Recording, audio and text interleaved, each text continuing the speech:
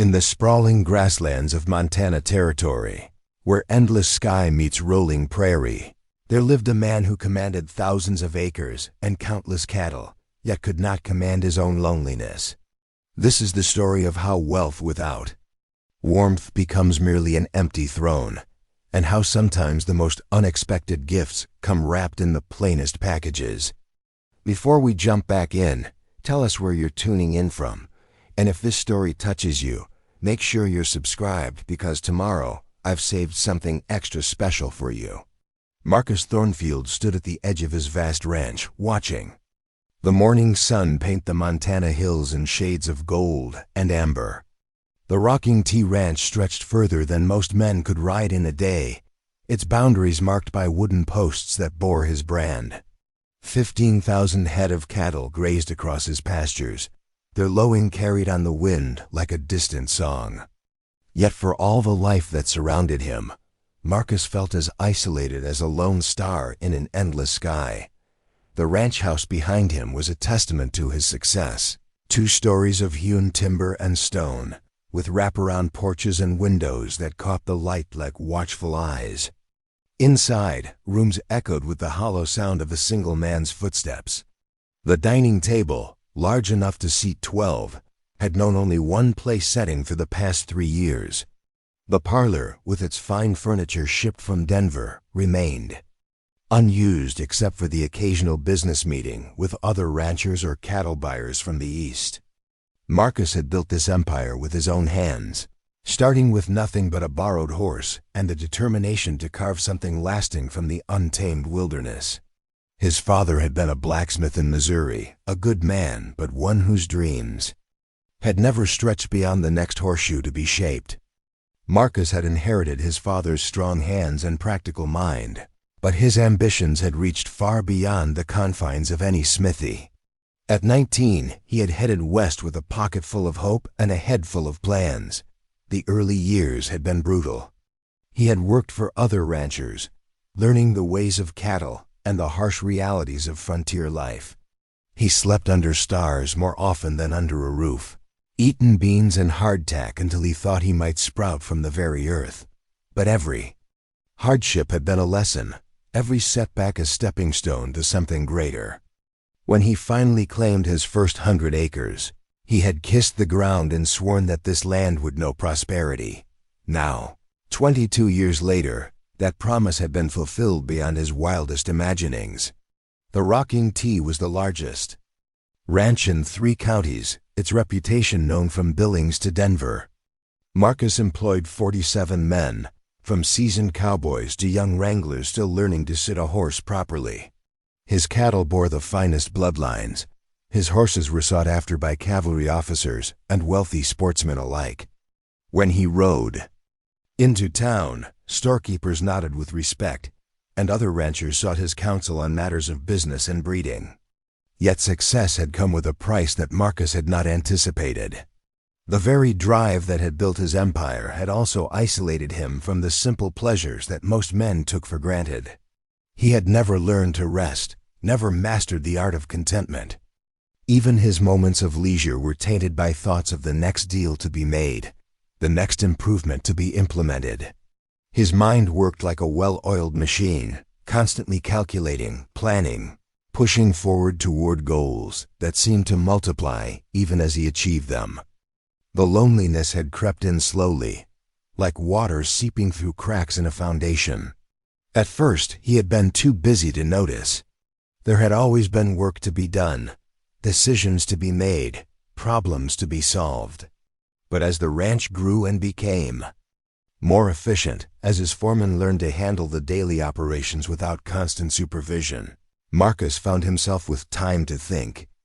And thinking led to remembering, and remembering led to the recognition of what was missing from his carefully constructed life. He thought often of his mother, who had died when he was 16.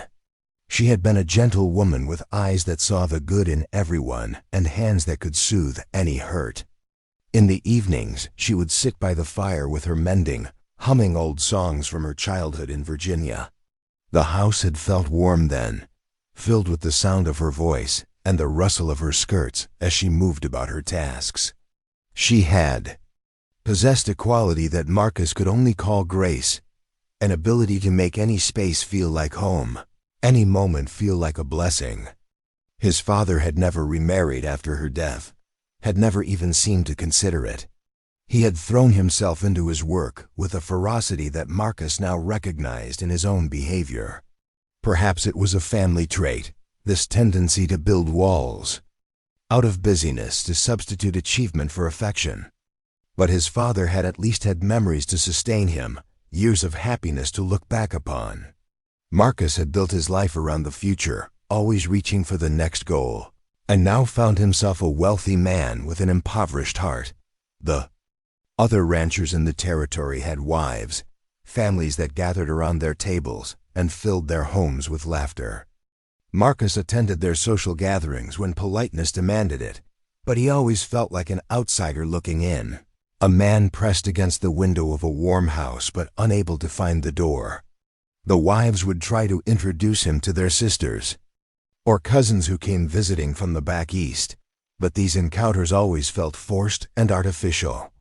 The women seemed either intimidated by his wealth and reputation, or overly interested in what that wealth might provide for them.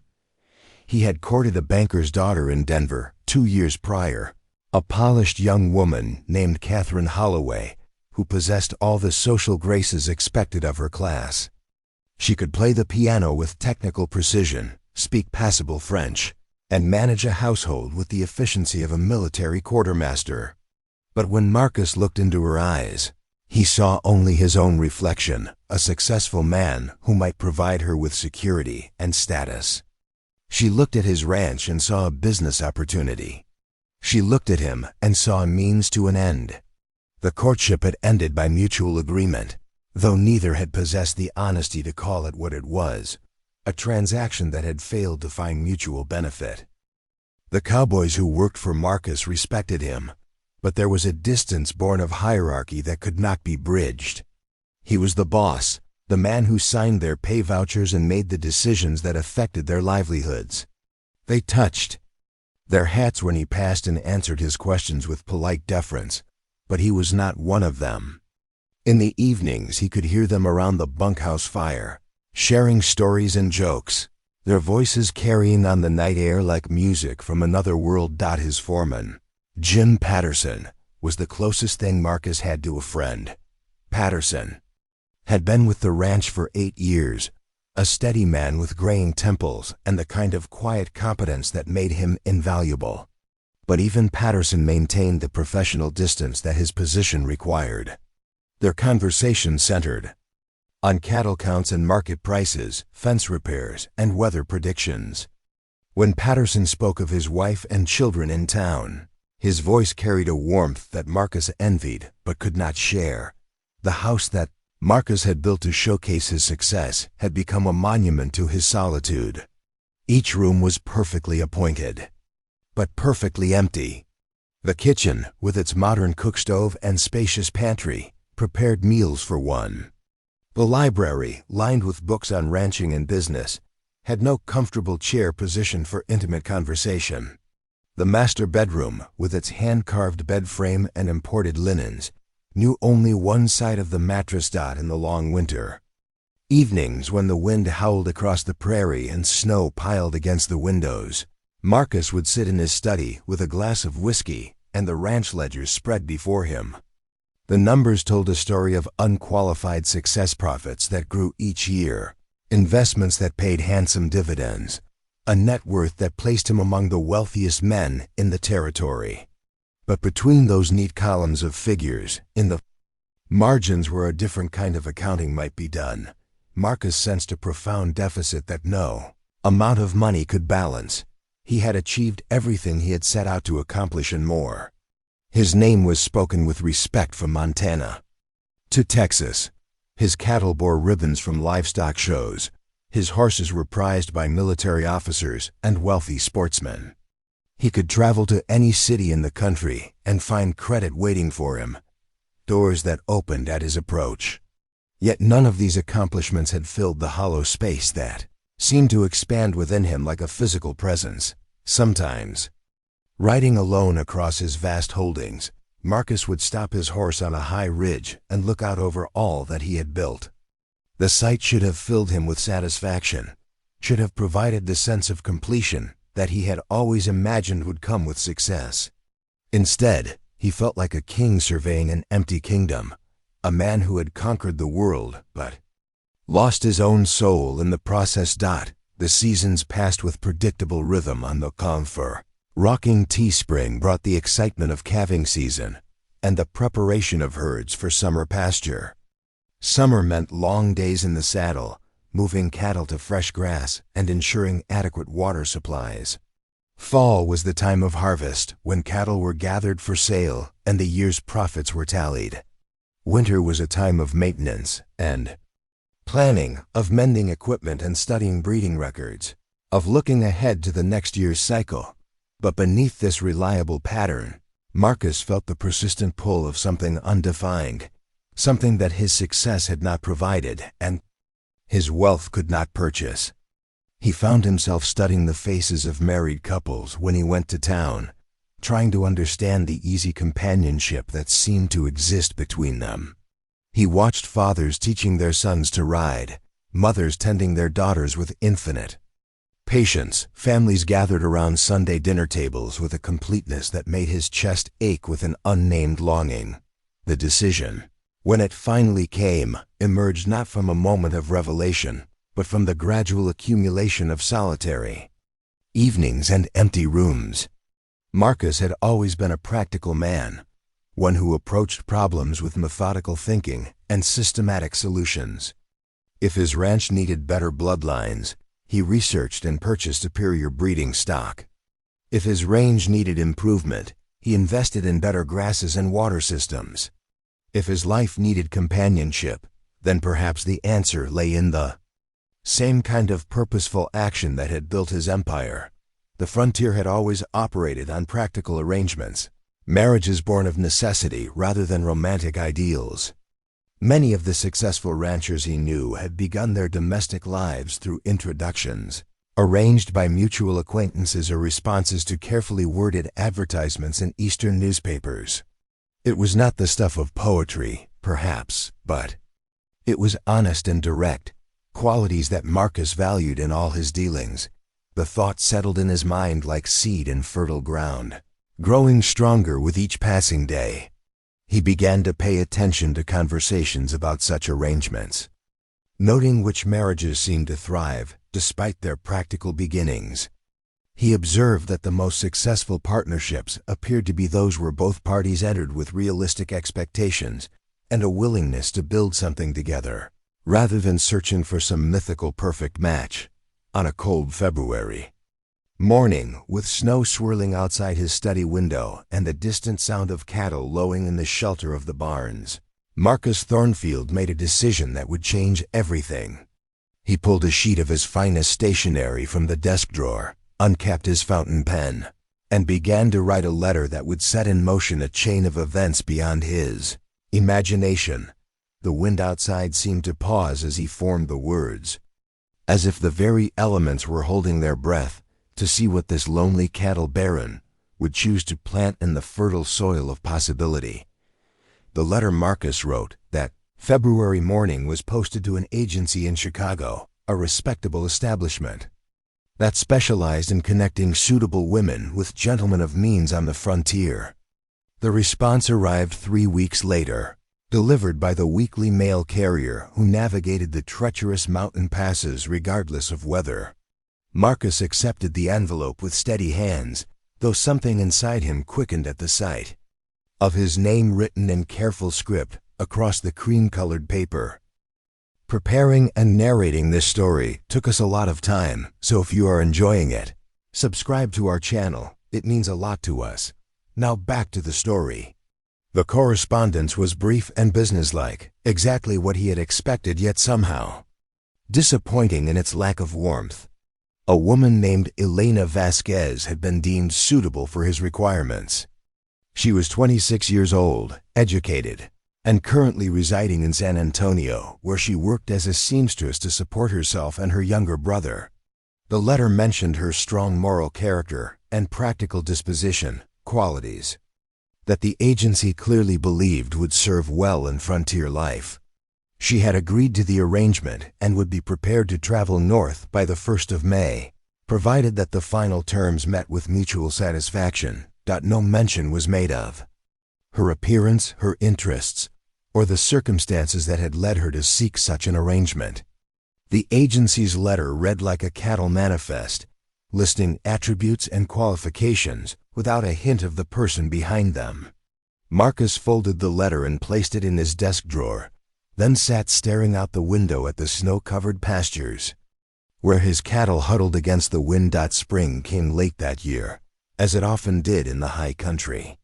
The snows lingered well into April, and Marcus found himself checking the mountain passes daily, knowing that the woman's journey would be delayed until the roads cleared. He used the extra time to prepare, though he was uncertain what such preparation should entail.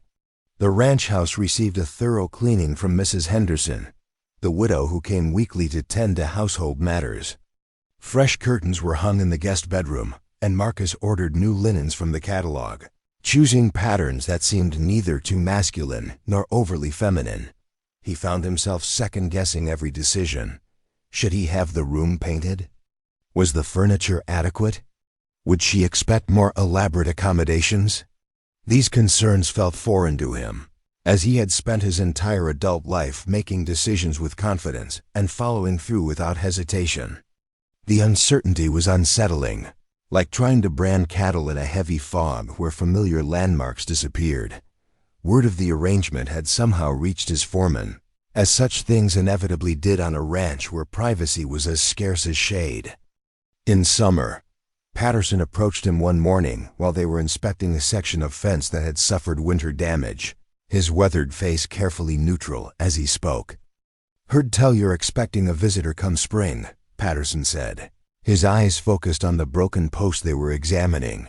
"Woman from down south." Marcus drove his boot heel into the soft earth, testing the stability of a replacement post. "News travels fast, always does." Patterson's tone held no judgment, only the matter-of-fact acceptance of a man who had seen many arrangements born of necessity on the frontier. "Reckon it's good thinking. Place like this needs a woman's touch. Make a house into something more." The simple endorsement meant more to Marcus than he cared to admit.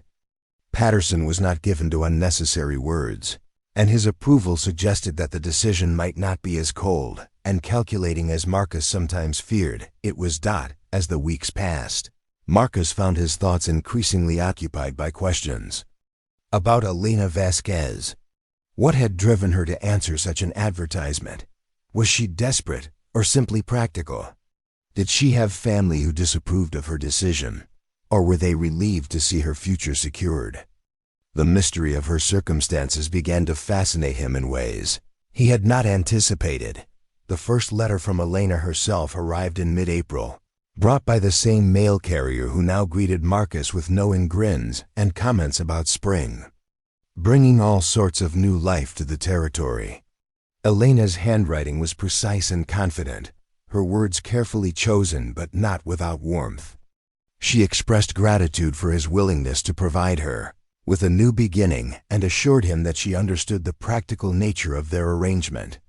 She mentioned her younger brother, Miguel, who would be finishing his education in San Antonio, and expressed hope that the Montana climate would agree with her constitution. Marcus read the letter 3 times, searching for clues about the woman behind the careful phrases. She wrote well, with a formality that suggested education beyond what many frontier women possessed. There was a dignity in her words that spoke of self-respect despite circumstances that had clearly been difficult. She asked practical questions about the household arrangements and the climate, but also inquired about the books in his library and whether there were other families nearby. He spent considerable time crafting his response, writing and rewriting until the floor around his desk was littered with discarded attempts. His final letter struck what he hoped was the right balance between courtesy and honesty. He described the ranch and the surrounding country in detail, wanting her to understand exactly what she was committing to. He mentioned the isolation, the harsh winters, and the demanding nature of ranch life. He also described the beauty of the landscape, the satisfaction of working with fine cattle, and the sense of accomplishment that came from building something lasting. In closing, he found himself writing words that surprised him. I hope that what we build together will prove worthy of whatever you may be leaving behind. The letter was posted immediately, before he could reconsider its contents. Something about those final words had felt too revealing, too much like an admission of his own doubts and hopes.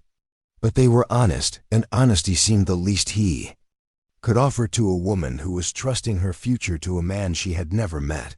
Elena's final letter arrived in late April, confirming her arrival date and providing details about her journey. She would travel by railroad to Billings, then take the weekly stage to Cedar Falls, the nearest town to the Rocking T. She requested that he not make the journey to meet her in person, preferring to complete the last portion of travel on her own. This request puzzled him at first, then impressed him. She was maintaining what independence she could for as long as possible, a quality he understood and respected. The night before her scheduled arrival, Marcus stood on his front porch and surveyed his domain with new eyes. Tomorrow, this place would no longer be his alone. Another person would walk these rooms, sit at his table, and share in the daily rhythms that had been his solitary routine for so many years. The thought was both thrilling and terrifying. He had built the Rocking T to be a legacy, but he had always imagined that legacy in abstract terms, a ranch that would continue to thrive long after he was gone, a reputation that would outlast his lifetime. Now, for the first time, he began to think of legacy in more personal terms. Perhaps there would be children to inherit, not just his land but his values. Perhaps there would be family dinners and Christmas mornings, and all the small domestic scenes he had observed from a distance in other men's lives. Sleep eluded him that night. He found himself walking through the house, seeing it as Elena might see it tomorrow. The rooms felt different already, as if anticipating occupancy by someone other than their builder. In the guest bedroom, her bedroom moonlight streamed through the new curtains, casting patterns on the walls that seemed to dance with possibility.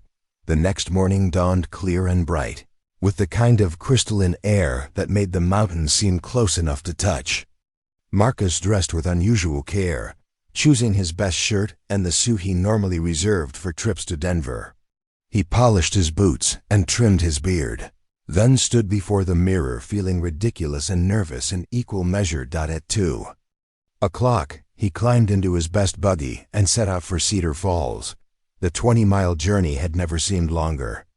Every mile marker felt like a step closer to a future he could not quite envision. He found himself rehearsing conversations, then abandoning them as inadequate.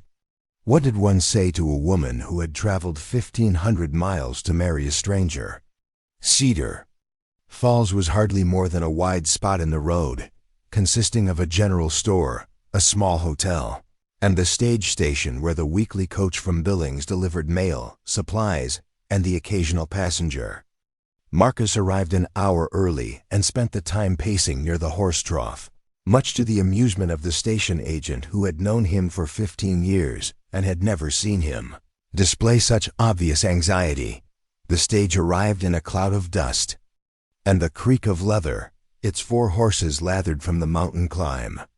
The driver, a grizzled man named Hawkins, touched his hat to Marcus with a grin that suggested news of the cattle baron's matrimonial arrangements had spread far beyond the boundaries of his ranch. "Got a passenger for you, Thornfield," Hawkins called as he climbed down from the driver's seat. "Come a fair piece to see your spread." The coach door opened, and Marcus felt his breath catch. The woman who stepped down was not what he had expected, though he realized he had formed no clear expectations beyond the agency's sparse description. Elena Vasquez was tall for a woman, with dark hair pinned severely back and olive skin that spoke of her Spanish heritage. She wore a simple gray traveling dress that had seen considerable wear, but was meticulously clean and pressed. Her shoes were practical rather than fashionable, and she carried herself with a composure that suggested inner strength rather than mere resignation. But it was her eyes that struck him most forcefully. They were dark brown, almost black, and they held a directness that was both challenging and oddly comforting. She looked at him without flinching, taking his measure as frankly as he was taking hers. There was no coquetry in her gaze, no attempt to charm or manipulate. She was simply taking stock of the man who represented her future, and she appeared neither pleased nor disappointed by what she saw. "Mr. Thornfield," she said, her voice carrying a slight accent that made his name sound more musical than he had ever heard it. She extended a gloved hand with the confidence of someone accustomed to taking charge of difficult situations. "Miss Vasquez," he replied, accepting her handshake and noting the firmness of her grip. "I trust your journey was not too arduous." "I have endured worse," she said simply, a response that hinted at trials he could only guess at. She gestured toward two worn carpet bags that the driver was unloading from the coach roof. "My belongings are modest, but they contain everything of value that I possess." Marcus collected her bags, surprised by their light weight. Whatever life she was leaving behind had been stripped to its essentials. She followed him to the buggy, accepting his assistance up to the seat with the same matter-of-fact grace she had shown throughout their brief introduction. The drive back to the ranch passed in relative silence. Elena studied the landscape with obvious interest, asking occasional questions about the terrain, the climate, and the challenges of ranching in such a country. Her questions were intelligent and practical, suggesting a mind that grasped the realities of frontier life. She did not exclaim over the beauty of the mountains or romanticize the wilderness, but neither did she seem daunted by the isolation and harsh magnificence of the country. As they created the final hill and the ranch buildings came into view, Marcus felt a moment of pride. The rocking T spread out below them like a carefully planned community, with the main house anchoring a collection of barns, corrals, and outbuildings that spoke of prosperity and careful management. Cattle dotted the pastures like dark punctuation, marks against the spring grass, and the sight of his kingdom had never failed to fill him with satisfaction. Elena studied the scene without comment, her expression revealing nothing of her thoughts. When Marcus pointed out various buildings and explained their functions, she nodded attentively but offered no praise or criticism. She was, he realized, reserving judgment until she understood more about what her life here would entail. At the house, Marcus helped her down from the buggy and carried her bags to the front porch. The moment felt awkward, heavy with the weight of decisions made and paths chosen. They stood facing each other in the afternoon sunlight, two strangers about to become something more, though neither was quite certain what that something might be. "Would you like to see your room?" Marcus asked, the words feeling formal and stilted. "That would be practical," Elena replied, her tone matching his for courtesy without warmth. He led her through the house, pointing out the kitchen, the dining room, the parlor with its unused furniture and unlit fireplace. Elena examined everything with the careful attention of someone conducting an inventory, noting details but offering no commentary. When they reached the guest bedroom, she stepped inside and looked around methodically, taking in the new curtains, the freshly made bed, and the washstand with its pitcher and basin. "This will be satisfactory," she said finally, setting her bags down beside the dresser. "I assume there will be household duties that require my attention." "Mrs. Henderson comes once a week to help with cleaning," Marcus said. "But yes, there will be cooking and mending and all the tasks that make a house function properly." Elena nodded, already beginning to unpin her hat. "I am accustomed to work. It does not frighten me." Something in her tone suggested that whatever had frightened her lay in the past, not in the uncertain future she was choosing to embrace. Marcus found himself curious about her story, but instinct told him that such knowledge would have to be earned rather than simply requested. "I'll let you settle in," he said, backing toward the door. "Supper is usually at 6, but we can adjust that to whatever suits you." 6 o'clock will be fine, Elena replied, already turning her attention to unpacking her meager belongings. "I adapt quickly to new circumstances." Marcus closed the door behind him and stood in the hallway, listening to the soft sounds of her movement in the room. His house no longer felt like his house. The very air seemed different, charged with the presence of another person, another will, another set of hopes and fears and expectations. He walked to his study and poured himself a whiskey, though the sun was still high in the sky. Outside his window, the ranch continued its eternal rhythms, cattle grazing, horses moving lazily across the pastures, cowboys going about their daily tasks. But inside the house, everything had changed in ways he was only beginning to understand. Elena Vasquez had arrived, and with her came the first stirrings of a transformation that would reach into every corner of his carefully ordered world. First test came within a week of Elena's arrival, though neither of them recognized it as such at the time. Marcus had risen before dawn, as was his custom during calving season, and was pulling on his boots when he heard an unusual commotion from the direction of the main barn. The sound was wrong, not the normal lowing of cattle or the familiar calls of his cowboys, but something that spoke of crisis. He found Patterson and 3 of the hands clustered around a prize Hereford cow that had been struggling to deliver her calf for most of the night. The animal lay on her side in the straw, her breathing labored and her eyes rolling with exhaustion and pain. Dr. Morrison, the veterinarian from Cedar Falls, knelt beside her with his sleeves rolled up and his expression grim.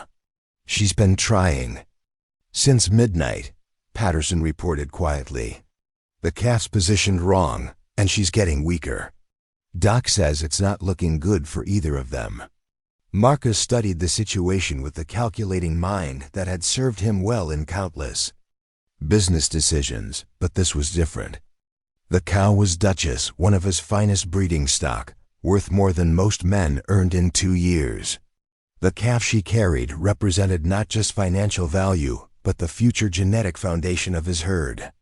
Yet as he watched her struggle, he found himself thinking not of ledgers and bloodlines, but of the sheer determination in her dark eyes. "What are our options?" he asked Dr. Morrison.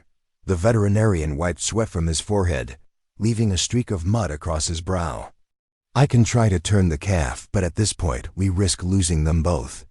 The other choice is to save what we can save." The meaning was clear: sacrifice the calf to preserve the cow's life for future breeding. Marcus was about to give the hard order that experience had taught him was sometimes necessary when Elena appeared in the barn doorway. She had dressed hastily, her hair still braided for sleep, but her eyes alert and focused. Without asking permission, she moved toward the laboring animal with the confidence of someone who understood emergency situations. "How long has she been down?"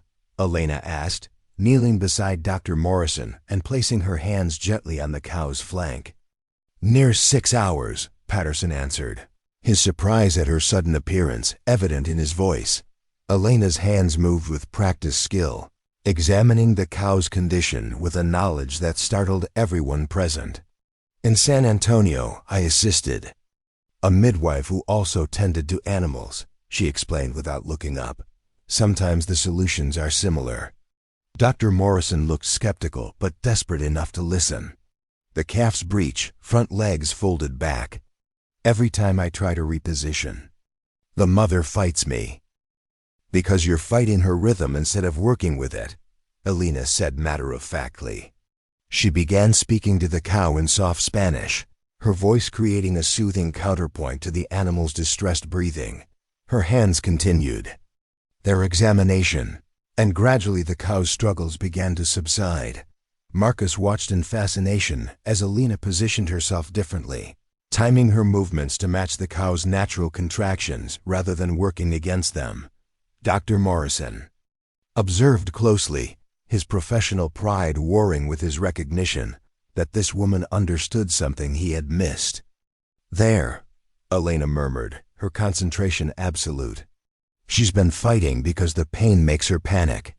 If we can calm her and work with her body instead of against it. Her hands moved with gentle certainty, and suddenly there was a shift.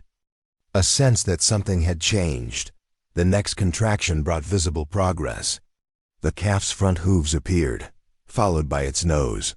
Dr. Morrison quickly took over the physical assistance, but he followed Elena's rhythm and approach. 20 minutes later, a healthy bull calf slipped into the world, shaking his head and attempting to stand before he had even fully cleared his mother. The barn erupted, in quiet cheers from the cowboys who had gathered to watch. The Duchess lifted her head and began the ancient ritual of cleaning her newborn, her earlier distress replaced by focused maternal instinct. Dr. Morrison sat back on his heels, shaking his head in amazement. In 30 years of practice, I've never seen anything quite like that, he admitted, his respect for Elena evident in his voice. Where did you learn to read animals that way? Elena was already standing, brushing straw from her skirt with practical efficiency. Necessity teaches many lessons, she replied simply. When you cannot afford to lose what little you have, you learn to pay attention to what others might miss. Marcus found himself studying her with new eyes. This was not the desperate woman, fleeing an unfortunate past that he had half expected. This was someone who had faced genuine hardship and emerged with skills and wisdom that complemented his own. The realization was both humbling and oddly comforting. The second test came a month later, during the spring roundup, when every hand on the ranch was pushed to exhaustion by the massive undertaking of gathering, counting, and branding thousands of cattle spread across tens of thousands of acres. Marcus had been in the saddle for 14 hours when his horse stepped in a prairie dog hole and went down hard, pinning his left leg beneath its weight. The pain was immediate and nauseating, shooting up from his ankle through his entire body. Like liquid fire. The horse, uninjured but panicked, struggled to regain its footing, and Marcus realized with crystalline clarity that if the animal thrashed much more, his leg would be crushed beyond repair. Patterson reached him first, followed by 2 other cowboys who had witnessed the accident.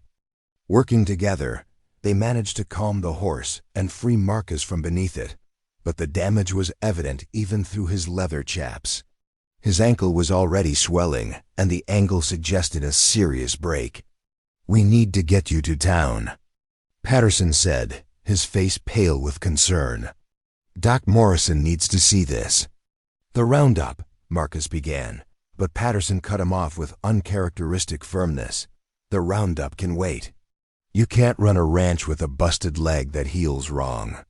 The journey back to the house was agony, every jolt of the wagon sending fresh waves of pain through Marcus's body.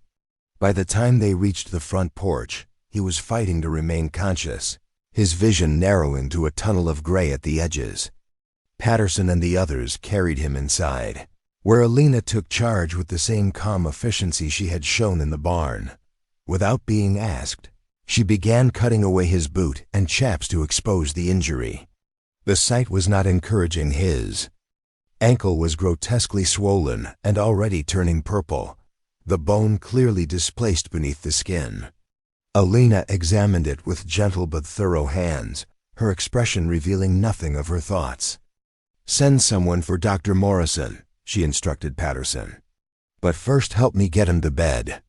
We need to immobilize this before the swelling gets worse." What followed was a week that tested both of them in ways neither had anticipated. Marcus, accustomed to being in control of every aspect of his ranch and his life, found himself completely dependent on Elena's care. She tended to his needs with unfailing competence, but without the fussing sympathy he might have expected. Instead, she treated his injury as a problem to be solved, his discomfort as a temporary inconvenience that required practical management. She learned to prepare the medicines Dr. Morrison prescribed, managed his meals when pain killed his appetite, and somehow kept the household functioning while he was confined to bed. But more than that, she served as his connection to the ranch operations, listening carefully to Patterson's daily reports and asking questions that demonstrated her growing understanding of the business. The men are wondering about the branding. Schedule, she reported one evening, settling into the chair beside his bed with a cup of coffee and the ranch ledgers. Patterson says the weather window is good for another week, but after that, the spring storms usually begin. Marcus shifted uncomfortably, frustrated by his helplessness. We can't afford to delay. Every day we wait is a day the calves get stronger and harder to handle. Then we proceed, Elena said matter-of-factly. Patterson is perfectly capable of running the operation. He's been doing most of the actual management anyway, hasn't he? The observation was accurate but uncomfortable. Marcus had always prided himself on hands-on leadership, but Elena's outsider perspective revealed what he had been reluctant to acknowledge, that his ranch had grown beyond what one man could personally oversee. You think I should trust him to handle it alone? Marcus asked.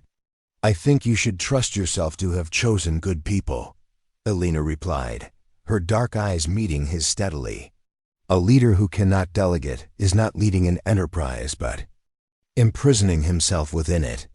The wisdom of her words became evident as the week progressed. Patterson managed the roundup with the same methodical competence he had always shown. The cowboys responded well to his authority, and the work proceeded smoothly without Marcus's constant oversight. More importantly, Elena's daily summaries and questions revealed aspects of the operation that Marcus had been too close to see clearly. Your breeding program is successful, she observed one afternoon, reviewing the calf counts with him. But you're not getting premium prices because you're selling at the same time as everyone else. Why not hold some cattle until winter when beef is scarcer? The suggestion was so obvious that Marcus wondered why he had never considered it. Storage and feeding costs, he said automatically. But you have winter pasture that's underutilized, Elena countered, referring to notes she had made during conversations with Patterson. And the price difference would more than cover the additional labor. These discussions became a daily ritual, with Elena serving not just as his nurse, but as a fresh perspective on problems he had been solving the same way for years. Her questions were intelligent and unencumbered by the assumptions that came from too much familiarity with existing methods. The third test arrived in the form of Elena's brother Miguel, who appeared at the ranch one evening in late May without warning or explanation. Marcus was finally mobile again, though still favoring his healing ankle, when Patterson knocked on the study door to announce that there was a young man asking for Elena. Miguel Vasquez was perhaps 20 years old, with the same dark eyes as his sister but none of her composed self-control. He stood in the parlor clutching a battered suitcase and looking around the comfortable room with a mixture of awe and suspicion. When Elena emerged from the kitchen, his relief was palpable. Miguel, she said, her voice carefully neutral. This is unexpected. I had nowhere else to go, he replied in rapid Spanish, his words tumbling over each other in his urgency. After you left, everything fell apart. The creditors came for the shop, and Senora Martinez said I could no longer stay. I used the last of the money for train fare. Marcus understood enough Spanish to follow the general meaning, and Elena's expression revealed her distress at her brother's news. She switched to English, perhaps out of courtesy to Marcus or perhaps to regain control of the situation that was clearly spiraling beyond her plans. Miguel, you cannot simply appear without arrangements being made, she said firmly. This is not our home. We are guests here, and guests do not bring uninvited relatives. The young man's face flushed with embarrassment and anger. So I should have stayed in San Antonio and starved? You abandoned the family business, abandoned me, to play house with a rich gringo, and now you turn me away? The accusation hung in the air like a challenge, and Marcus realized that this moment would define not just Elena's relationship with her brother, but her place in this new life she was building. She could choose family loyalty over the arrangement that had brought her here, or she could choose the practical security of her new situation over the emotional claims of her past. Elena stood silently for a long moment. her hands clasped in front of her, and her expression revealing the internal struggle Marcus was beginning to recognize as her way of processing difficult decisions. When she spoke, her voice was steady but not without warmth. "Miguel, you will always be my brother, and I will not see you starve," she said. "But you cannot stay here as a dependent. If you remain, you must work and earn your place." She turned to Marcus, her eyes holding a question and a request. "Is there work for a young man who is strong and willing to learn?" Marcus studied Miguel, seeing past the boy's anger to the desperation and fear beneath. Here was another test, but one that would reveal as much about his own character as Elena's. He could refuse, maintaining the boundaries of his arrangement with Elena, or he could extend the practical generosity that frontier life sometimes demanded. "Can you ride?" Marcus asked Miguel directly. "Some," the young man replied, his earlier hostility replaced by wary hope. "Can you follow orders without arguing?" Miguel glanced at his sister, then back at Marcus. "Yes, sir." "Then report to Patterson. In the morning. You'll start as a general hand-mending fence, mucking stalls, whatever needs doing. You'll bunk with the other cowboys and earn the same wages as any new hire. If you prove yourself useful, there may be opportunities to learn the cattle business. If you cause trouble or expect special treatment because of your connection to Elena, you'll be on the next stage out of here." The arrangement satisfied no one completely, but it solved the immediate crisis while establishing clear expectations. Miguel's presence added a new dynamic to the household, one that required Elena to balance her loyalty to family with her commitment to the new life she was building. Over the following weeks, Marcus watched Elena navigate these competing demands with the same practical wisdom she had shown in other challenges. She made it clear to Miguel that his success or failure depended entirely on his own efforts, while quietly ensuring that he had the guidance he needed to adapt to ranch life. She treated him as her brother when they were alone, but as just another ranch hand when others were present. The strategy worked. Miguel proved to be a quick learner with a genuine aptitude for working with horses. Patterson reported that the young man was respectful, hardworking, and eager to absorb everything he could about ranch operations. More importantly, his presence seemed to complete something in Elena that Marcus had not realized was missing. She laughed more often now, and there was a lightness in her step that spoke of family bonds restored.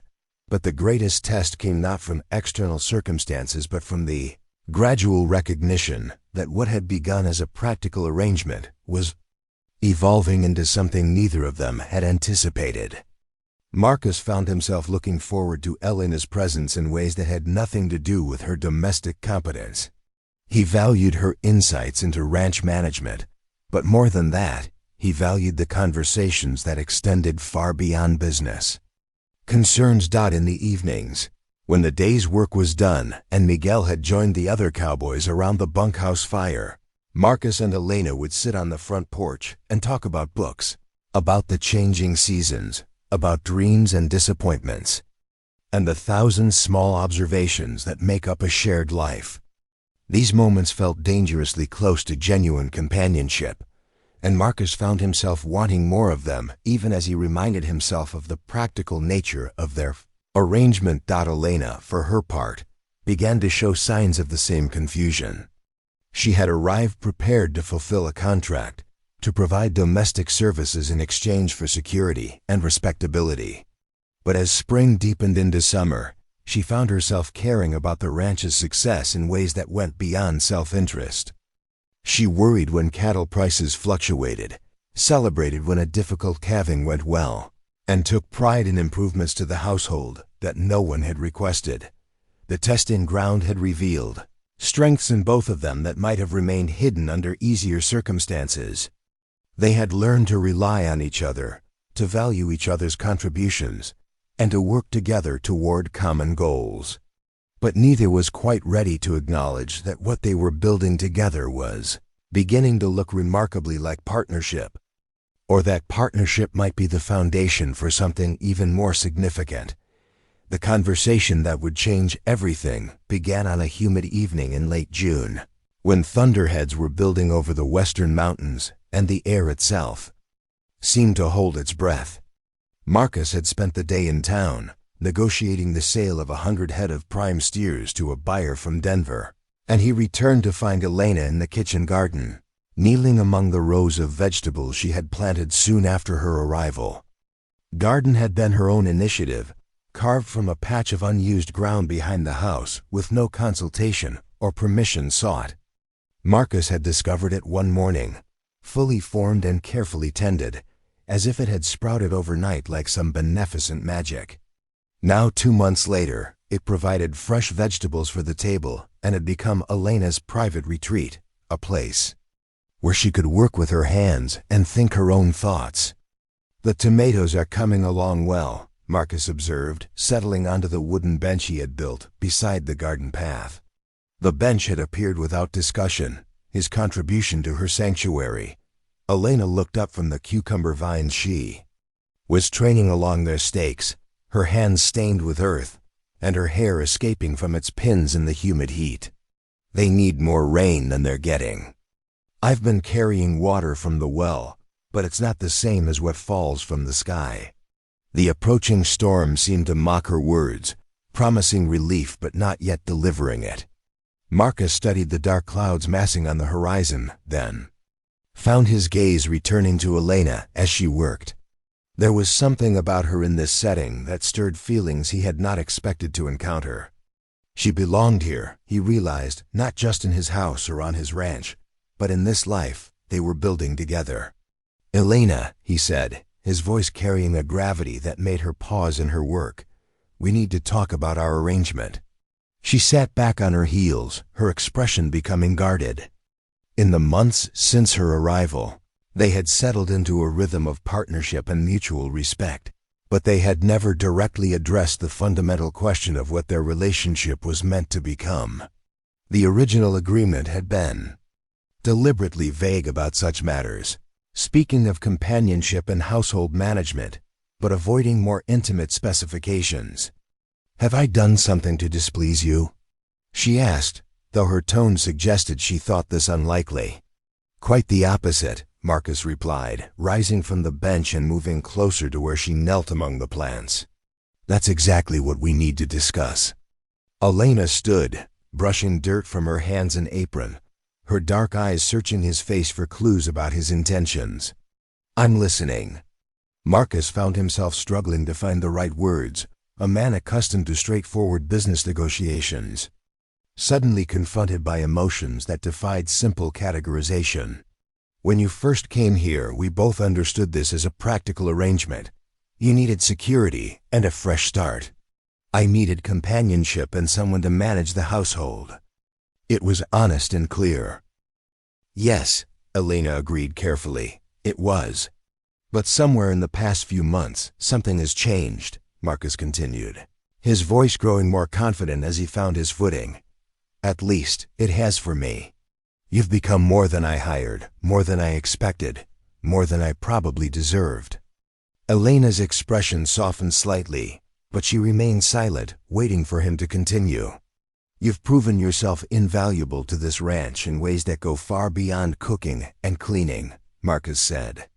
"Your insights into the business, your way with the animals, your ability to see solutions that escape me. You've become my partner in ways I never anticipated." "Partnership in business is one thing," Elena replied quietly, "but I sense you're speaking of something more."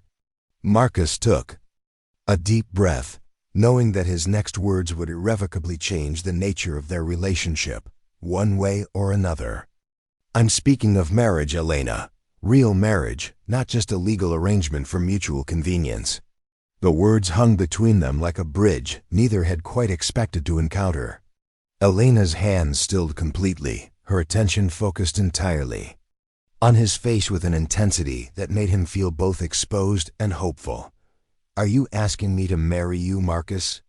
she said, using his given name for the first time since her arrival. "Or are you asking me to pretend that our existing arrangement is something it was never meant to be?" The distinction was crucial, and Marcus felt a surge of respect for her ability to cut through sentiment to the heart of the matter. "I'm asking you to marry me," he said clearly. "Not the stranger who answered an advertisement, but the woman who's been living in my house, working beside me, becoming part of my life in ways I didn't know were possible." Elena walked to the edge of the garden, her hands clasped behind her back as she stared out over the ranch buildings toward the distant mountains. Marcus remained where he was, giving her space to think, knowing that whatever decision she made would be carefully considered rather than impulsive.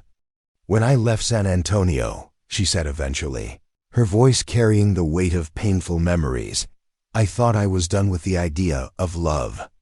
I had loved once, completely and foolishly, and it had nearly destroyed everything I cared about. I came here thinking that respect and partnership would be enough, that safety and security were more valuable than passion or romance." She turned back to face him, her eyes reflecting the approaching storm. "But you're asking me to risk my heart again, aren't you? To care about someone enough that losing them would matter." "I suppose I am," Marcus admitted, "though I hadn't thought of it in quite those terms. And what are you risking?" Elena asked, not accusingly but with genuine curiosity. "What would you be giving up if you opened your heart to someone who might disappoint you or leave you or die before you're ready to let them go?" Marcus considered her question seriously, recognizing that she was asking him to examine his own motivations as honestly as she was examining hers. "I'd be risking the loneliness that's kept me safe for 43 years, he said finally. "The walls I've built around my heart to protect it from exactly the kind of pain you're describing." "Loneliness can be a kind of safety," Elena mused. "No one can hurt you if you don't let them close enough to matter."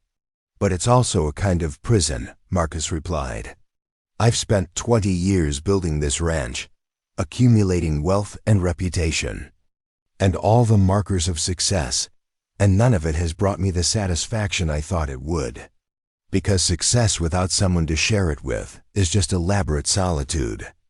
Elena moved closer to him, her expression thoughtful. "You're offering to share more than your success, though. You're offering to share your failures and fears and weaknesses, too. That's a considerable risk for a man who's accustomed to being in control." "Yes," Marcus said simply, "it is." They stood facing each other in the gathering dusk, the garden around them heavy with the scent of growing things and the promise of rain. Somewhere in the distance, thunder rumbled like a conversation between the mountains and the sky. "I need to tell you about my past," Elena said suddenly. "About why I really came here, about what I'm running from. You deserve to know what you'd be taking on if we make this choice." Marcus felt a moment of anxiety, wondering what revelations might change his feelings or her willingness to trust him with them. But he had come too far to retreat now, and he sensed that this moment of honesty was crucial to whatever they might build together. "I'm listening," he said, echoing her earlier words. Elena settled onto the bench, and Marcus joined her, careful to leave space between them while remaining close enough to hear her clearly. The first drops of rain began to fall, scattered and tentative, as if the storm was testing the ground before committing to its full power. "His name was Roberto Mendez," Elena began, her voice steady but distant. "He owned a leather goods shop in San Antonio, and I worked for him as a seamstress and bookkeeper. He was handsome and charming and completely convincing when he told me he loved me. When he asked me to invest my savings in expanding the business, I didn't hesitate. When he suggested that Miguel could learn the trade by working in the shop after school, I thought it was generosity." She paused, watching the rain begin to darken the earth around them. "It took me 2 years to realize that he was stealing from the business systematically, selling inventory and pocketing the money, taking loans against the equipment without my knowledge. By the time I understood what was happening, we were deep in debt to some very dangerous people." Marcus felt a surge of anger toward Roberto, but he kept his expression neutral, sensing that Elena needed to tell her story without interruption. "Roberto, disappeared one night, taking what remained of the cash and leaving behind a note that blamed me for being too trusting, too naive to understand how business really worked. The creditors came the next morning, and I learned that legally, everything was in his name. My savings, my work, my hopes, all of it was gone. And Miguel? Marcus asked gently. Miguel adored Roberto, saw him as the father figure he'd never had. When Roberto left, it broke Miguel's faith in people, in family, in the idea that hard work and honesty matter.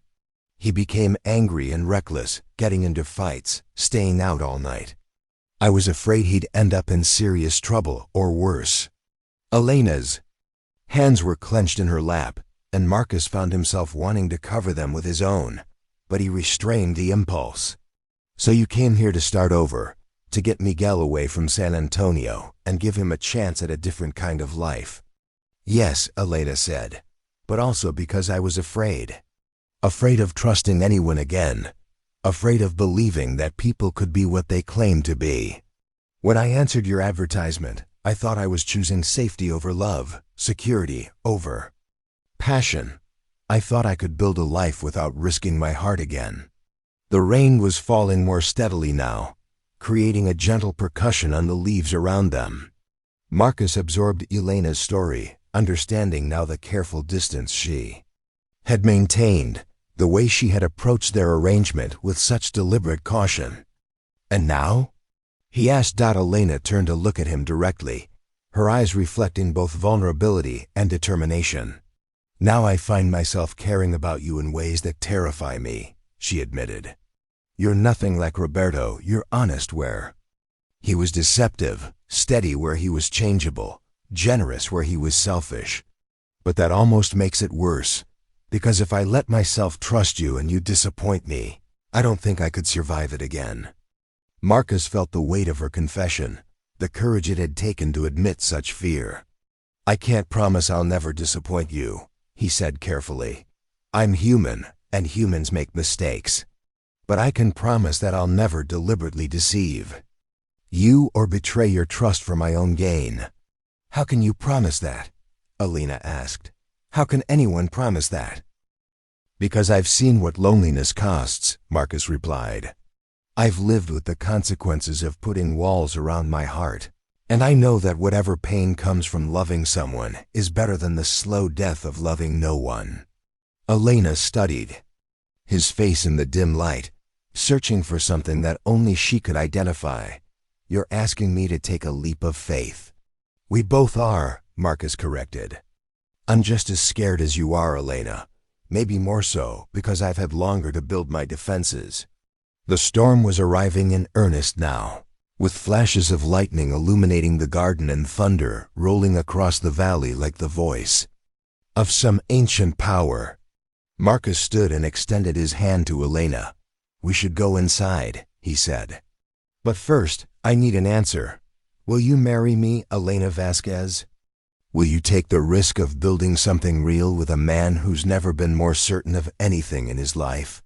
Elena looked at his outstretched hand for a long moment, then placed her own palm against his. Yes, she said, her voice barely audible above the storm. Yes, I'll marry you, Marcus Thornfield. I'll take the risk. They ran for the house through the driving rain, their hands linked and their laughter mixing with the thunder. By the time they reached the front porch, they were both soaked to the skin, but neither seemed to notice. They stood dripping on the wooden boards, looking at each other with the amazement of people who had just committed to changing their lives in fundamental ways. When? Marcus asked, his practical nature asserting itself even in the midst of emotional upheaval. Soon, Elena replied, surprising him with her decisiveness. Before we lose our nerve or talk ourselves out of it. Before doubt has time to take root. Next week? Next week, she agreed. They stood together listening to the storm rage around them, their commitment made and their future suddenly bright with possibility. The rain that Elena's garden had been waiting for was finally falling, and with it came the promise of growth, of abundance, of all the good things that patience and faith and careful tending could bring. Inside the house, Marcus built a fire while Elena changed into dry clothes. When she returned to the parlor, she found him standing by the window, watching the lightning illuminate the landscape in brief, brilliant flashes. "Are you having second thoughts?" she asked. Marcus turned toward her, his expression calm and certain. "No," he said. "For the first time in 20 years, I'm not thinking about tomorrow's problems or next year's plans. I'm thinking about right now, about this moment, about the fact that I'm about to marry the most remarkable woman I've ever known." Elena moved to stand beside him at the window, and this time when he reached for her hand, she didn't hesitate to take it. Outside, the storm continued its wild celebration, but inside the house, two people who had learned to value honesty over romance were discovering that the two weren't mutually exclusive after all. The decision had been made, the leap of faith taken. Now came the harder part, learning to live with open hearts in a world that offered no guarantees, trusting that what they were building together would prove stronger than whatever storms might come. Their wedding took place on a clear July morning, beneath the cottonwood trees that bordered the creek running through the heart of the rocking. Reverend Hayes from Cedar Falls performed the ceremony, his weathered Bible open to passages about covenant and commitment that seemed to carry extra weight in the crisp mountain air. Elena wore a dress she had sewn herself from blue fabric Marcus had ordered from Denver, simple but elegant, with pearl buttons and delicate embroidery at the collar. Marcus stood beside her in his best suit, his usually unruly hair tamed for the occasion, his hands steady as he placed a simple gold band on her finger. Miguel served as witness alongside Patterson, both men wearing their finest clothes and expressions of quiet satisfaction. The small gathering of ranch hands and neighboring families who attended spoke their congratulations with genuine warmth. These frontier people, understanding better than most that marriages built on respect and shared purpose often proved stronger than those founded on passion alone. After the ceremony, Elena moved her few belongings from the guest room to the master bedroom, a transition that felt both momentous and surprisingly natural. That first night as husband and wife, they sat on the edge of the bed they would now share, talking quietly about their hopes and concerns while lightning bugs flickered outside the open windows. The intimacy between them grew slowly, built on trust rather than urgency, and it felt as solid and enduring as the house that sheltered them. For 6 weeks, their new marriage unfolded with the gentle rhythm of summer on the ranch. Elena's influence on the household was evident everywhere: fresh flowers on the dining table, improved meals that showcased vegetables from her flourishing garden, and a general sense of warmth that even the cowboys noticed when they came to the house on business. Marcus found himself looking forward to evenings in ways he never had before, not because the day's work was done, but because it meant time to talk with Elena about everything from cattle breeding programs to books they were reading together. Miguel had settled into ranch life with remarkable success, his natural aptitude with horses earning him recognition from the other cowboys and increasing responsibility from Patterson. The angry young man who had arrived uninvited was transforming into someone who took pride in his work and his growing skills. At Sunday dinners, which had become a tradition since the wedding, he would regale Marcus and Elena with stories of his week's adventures, his enthusiasm infectious and his gratitude evident in every gesture. But the crucible that would test their new bond arrived in late August, carried on the hot winds that swept down from the northern ranges.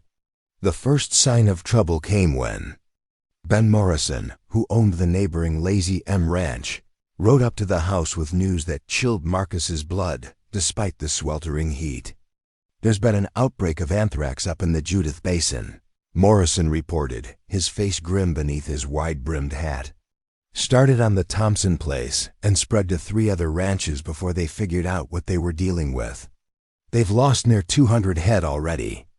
Anthrax was every cattleman's nightmare, a disease that could devastate entire herds within days and spread with terrifying speed. Worse, it could jump to humans who came into contact with infected animals, making it a threat not just to livestock, but to every person on the ranch. Marcus felt his stomach drop as he processed the implications. How far north did it spread? That's the problem, Morrison replied. Nobody knows for sure. The state veterinarian is on his way up from Helena. But that's 3 days' travel at least. Meanwhile, cattle are dying, and ranchers are trying to decide whether to burn the carcasses or bury them, whether to move their herds or keep them isolated. Elena appeared on the porch, having heard enough of the conversation to understand the gravity of the situation. She listened silently as Morrison continued his report, her face revealing none of the fear that Marcus knew she must be feeling. What about quarantine procedures? She asked when Morrison paused. In San Antonio, when there were disease outbreaks, the authorities would establish isolation zones and movement restrictions. Morrison nodded approvingly. Smart thinking, ma'am.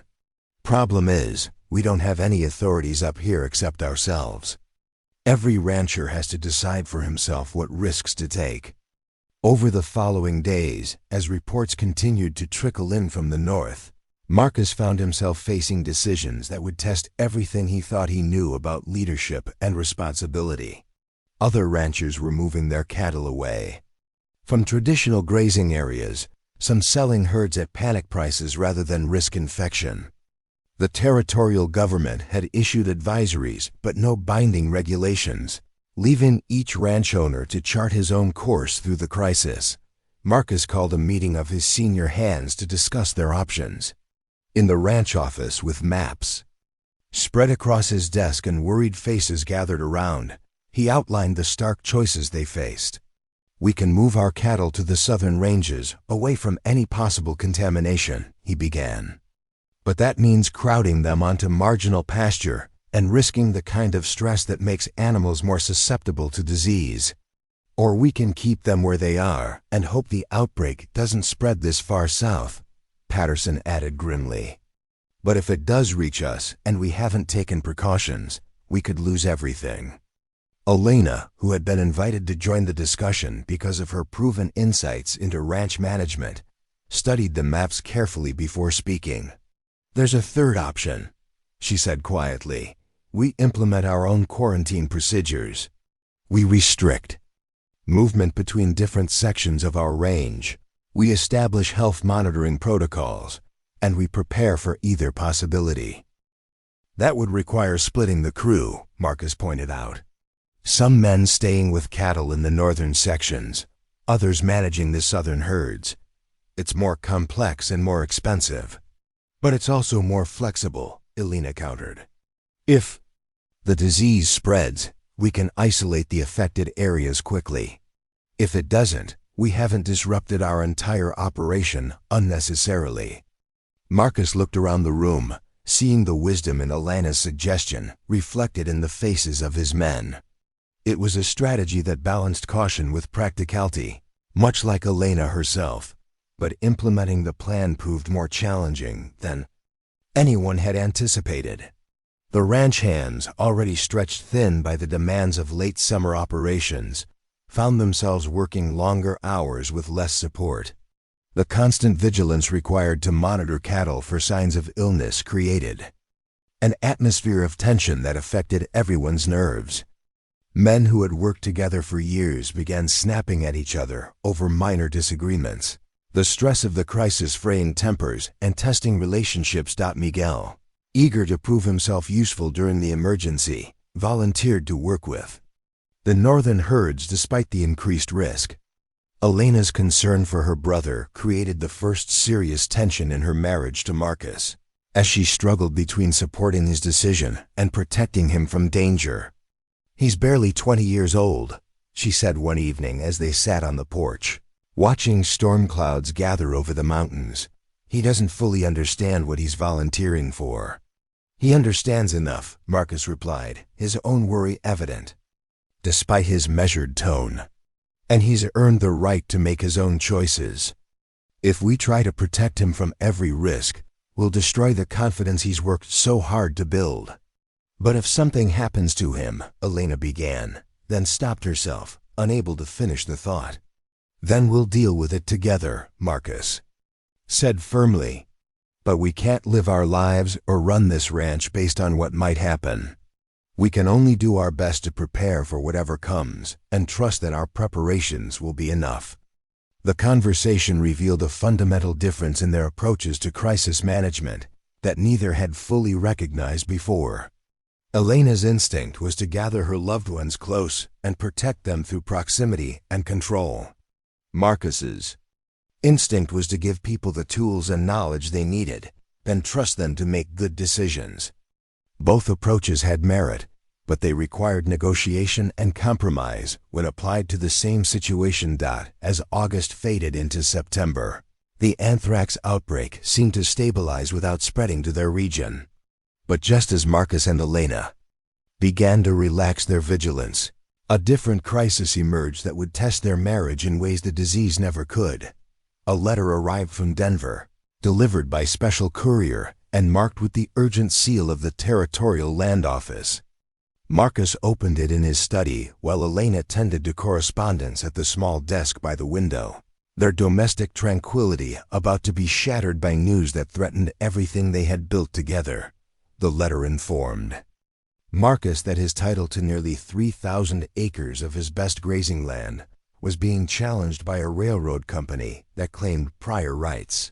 Based on federal land grants from the 1860s, a team of surveyors would arrive within the month to reassess the boundaries, and Marcus would need to produce documentation proving his legal ownership of the disputed territory. Marcus read the letter twice, his face growing paler with each paragraph.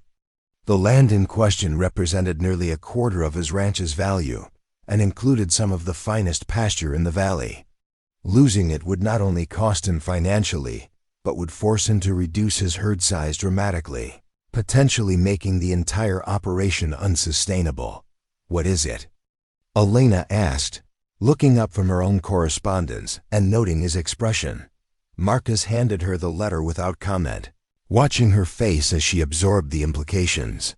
When she finished reading, she set the paper down carefully and looked at him with the same steady composure she had shown during every previous crisis. "How strong is our legal position?" she asked. "I don't know," Marcus admitted, his usual confidence shaken.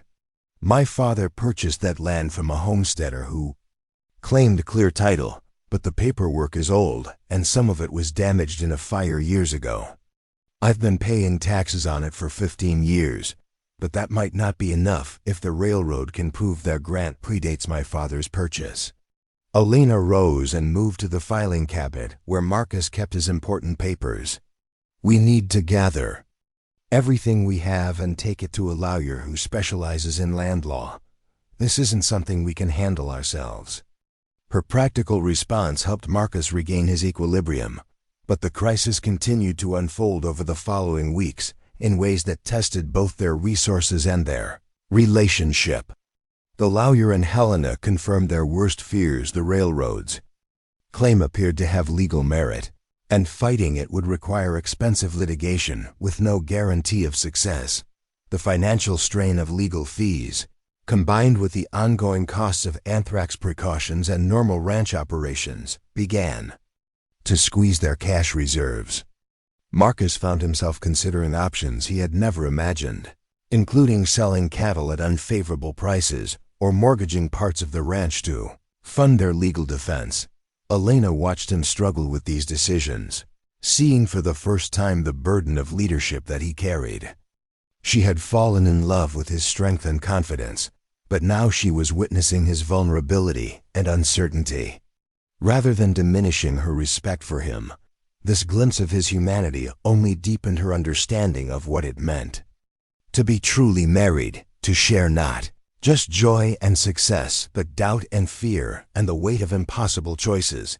The pressure began to affect their daily interactions in subtle but significant ways.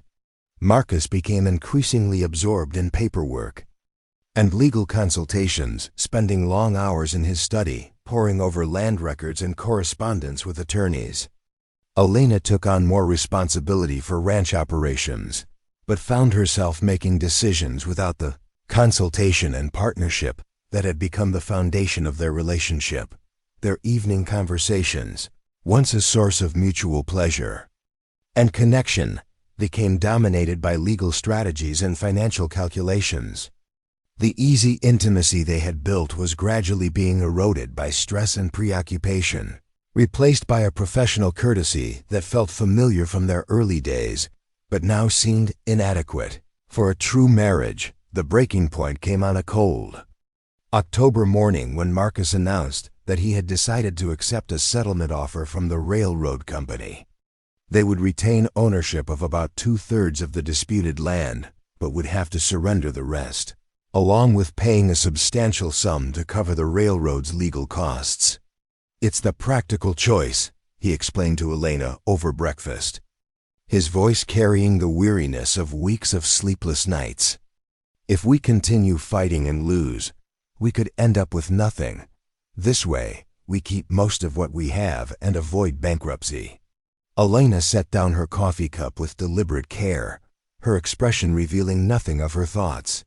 "And you made this decision without discussing it with me?" Marcus looked up, surprised by her tone. "I thought you understood the situation." "We've talked about all the options." "We've talked about the options," Elena agreed.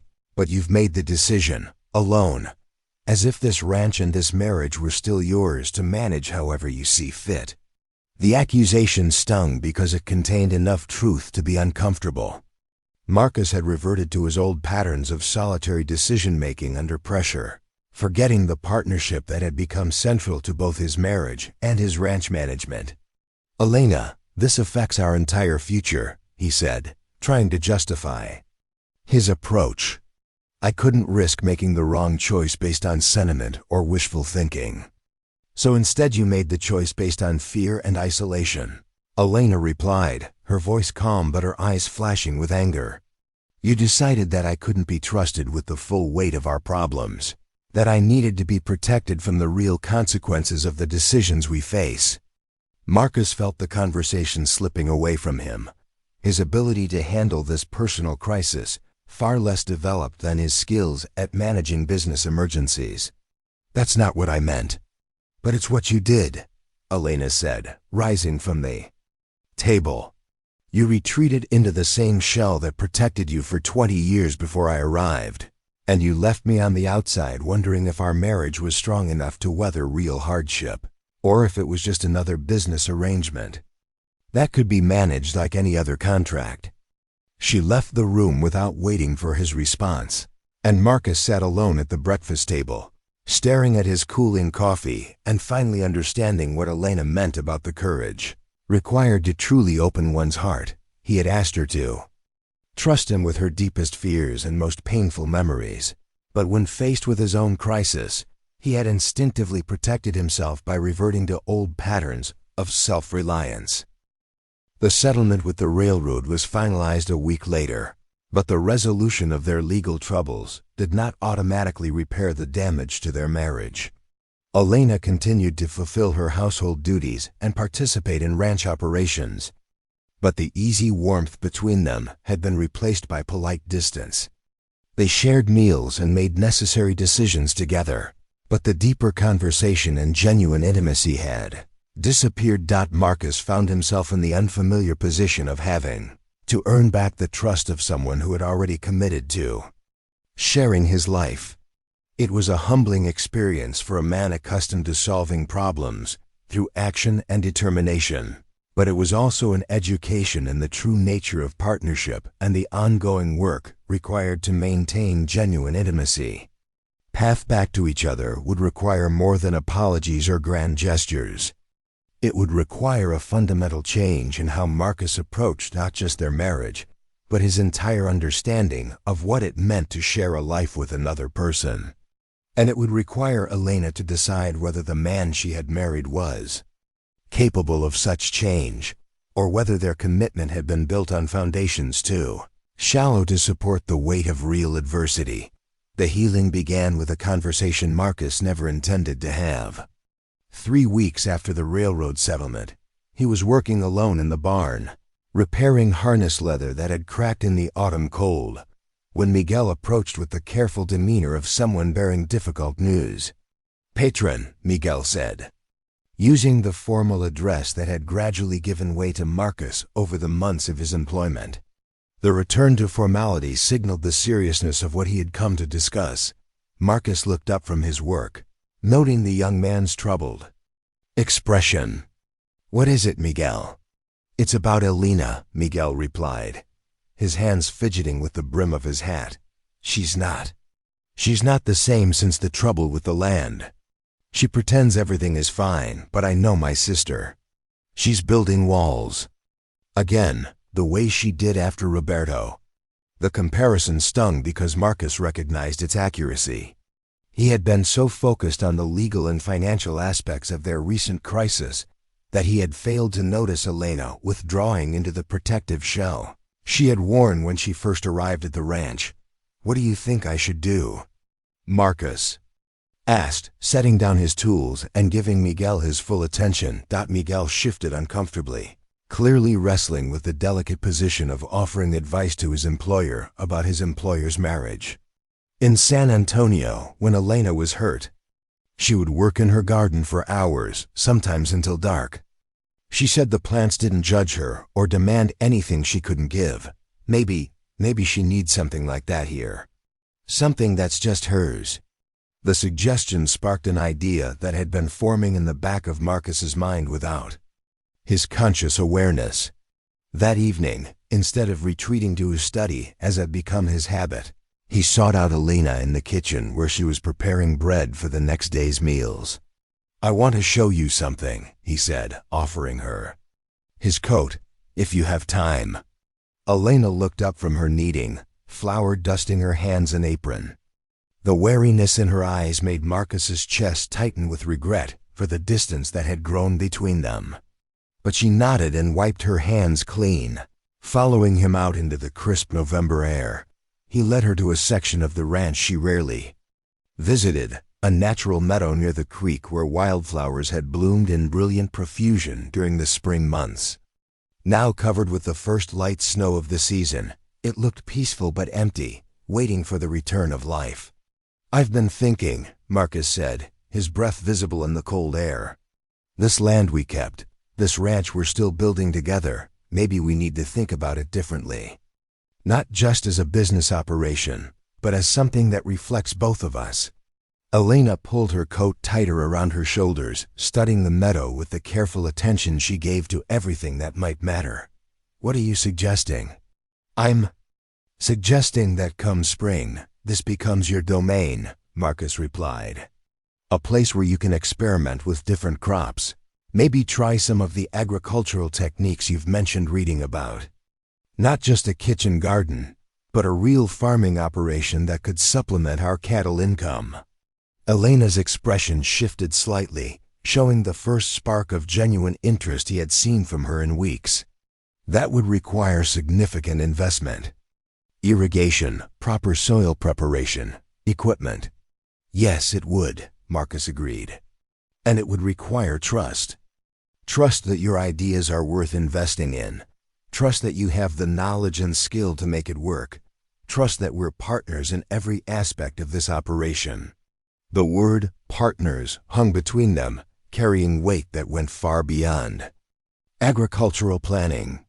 Elena understood that he was offering more than land. He was offering acknowledgement of her capabilities and a genuine share in the decisions that would shape their future. "Why now?" she asked quietly. "What's changed?" Marcus took a deep breath, knowing that his answer would determine whether this conversation marked the beginning of healing or merely added another layer to their growing estrangement. "What's changed is that I finally understand what Miguel meant when he told me I was shutting you out. I reverted to thinking like a bachelor, like a man who only had to consider his own welfare when making decisions. I forgot that being married means more than sharing a house and a bed. It means sharing the burden of choice, especially when those choices are difficult." Elena studied his face in the fading light, searching for something that only she could identify. "And if I fail? If I invest time and money in this project, and it doesn't succeed? Then we'll learn from the failure and try something else, Marcus replied, together, the way married people are supposed to face whatever comes. The meadow around them was silent except for the distant sound of cattle settling for the night and the soft murmur of water moving beneath thin ice. Elena walked to the center of the space, her boots crunching through the snow as she mentally mapped possibilities. I've been thinking about crop rotation, she said eventually, her voice carrying the excitement of ideas long suppressed. And companion planting. There are techniques from Mexico that could work well in this climate, ways of maximizing yield while improving soil quality. Marcus joined her in the center of the meadow, seeing it through her eyes, not empty land waiting for spring, but space. Pregnant with potential. Tell me more. What followed was the longest conversation they had shared since the railroad crisis began. A discussion that ranged from agricultural theory to practical implementation, from financial projections to the simple pleasure of working the earth. As they talked, the distance between them gradually diminished, not through grand gestures or passionate declarations, but through the quiet intimacy of shared planning and mutual respect. But the true transformation began in the weeks that followed, as Marcus made good on his commitment to genuine partnership.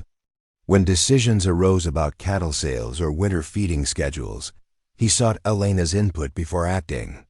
When she proposed changes to household management or suggested new approaches to ranch bookkeeping, he listened carefully and implemented her ideas when they proved sound. More importantly, he began sharing his own uncertainties and fears instead of presenting her with decisions already made. When a potential buyer from Chicago expressed interest in purchasing breeding stock, Marcus spread the correspondence on the kitchen table and asked Elena to review the offer with him.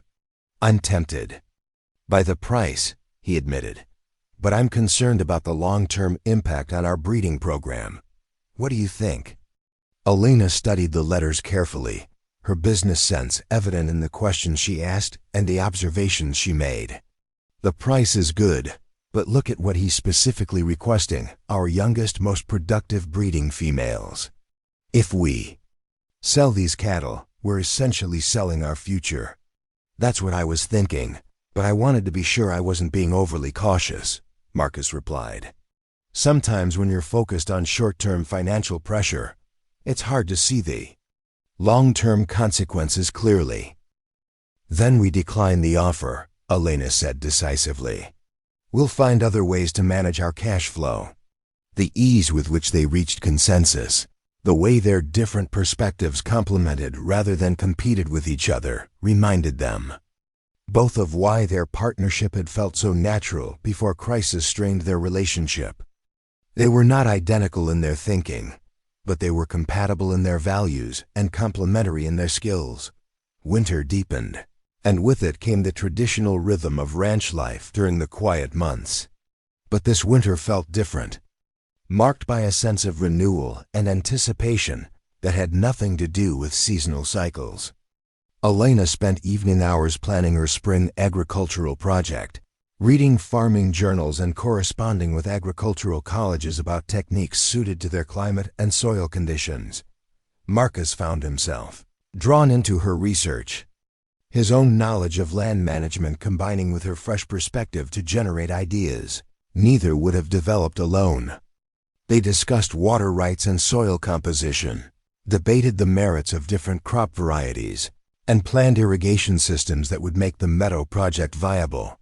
But beyond the practical collaboration, their emotional intimacy was slowly returning as well.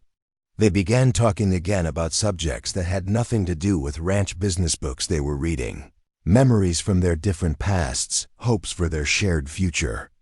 The conversations often took place in bed, in the quiet darkness before sleep, when honesty came more easily and defenses felt unnecessary.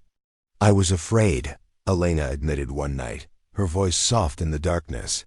When you shut me out during the land dispute, I was afraid that I had made the same mistake again, trusting someone who saw me as useful but not essential.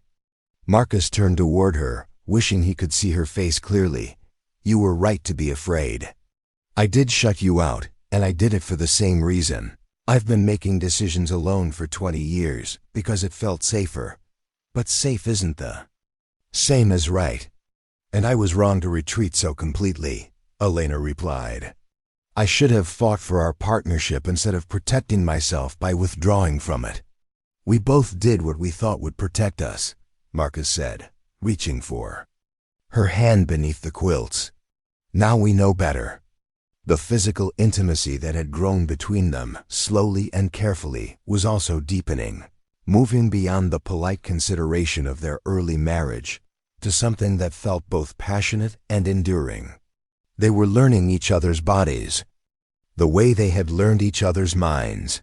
With patience and attention and growing confidence. Christmas brought the first real test of their renewed partnership when Miguel announced that he had been offered a position as foreman on a ranch in Wyoming, a significant opportunity that would advance his career but take him far from his sister and the home he had found at the Rocking Tlen. His first instinct was to discourage him from taking the position, to point out all the reasons why staying would be safer and more sensible.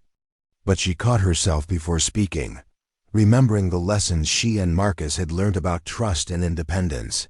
Tell us about the opportunity, she said instead, her voice steady despite her inner turmoil. Miguel's face lit up as he described the ranch, the responsibilities he would have, and the chance to implement some of the innovative techniques he had learned during his time at the Rocking T.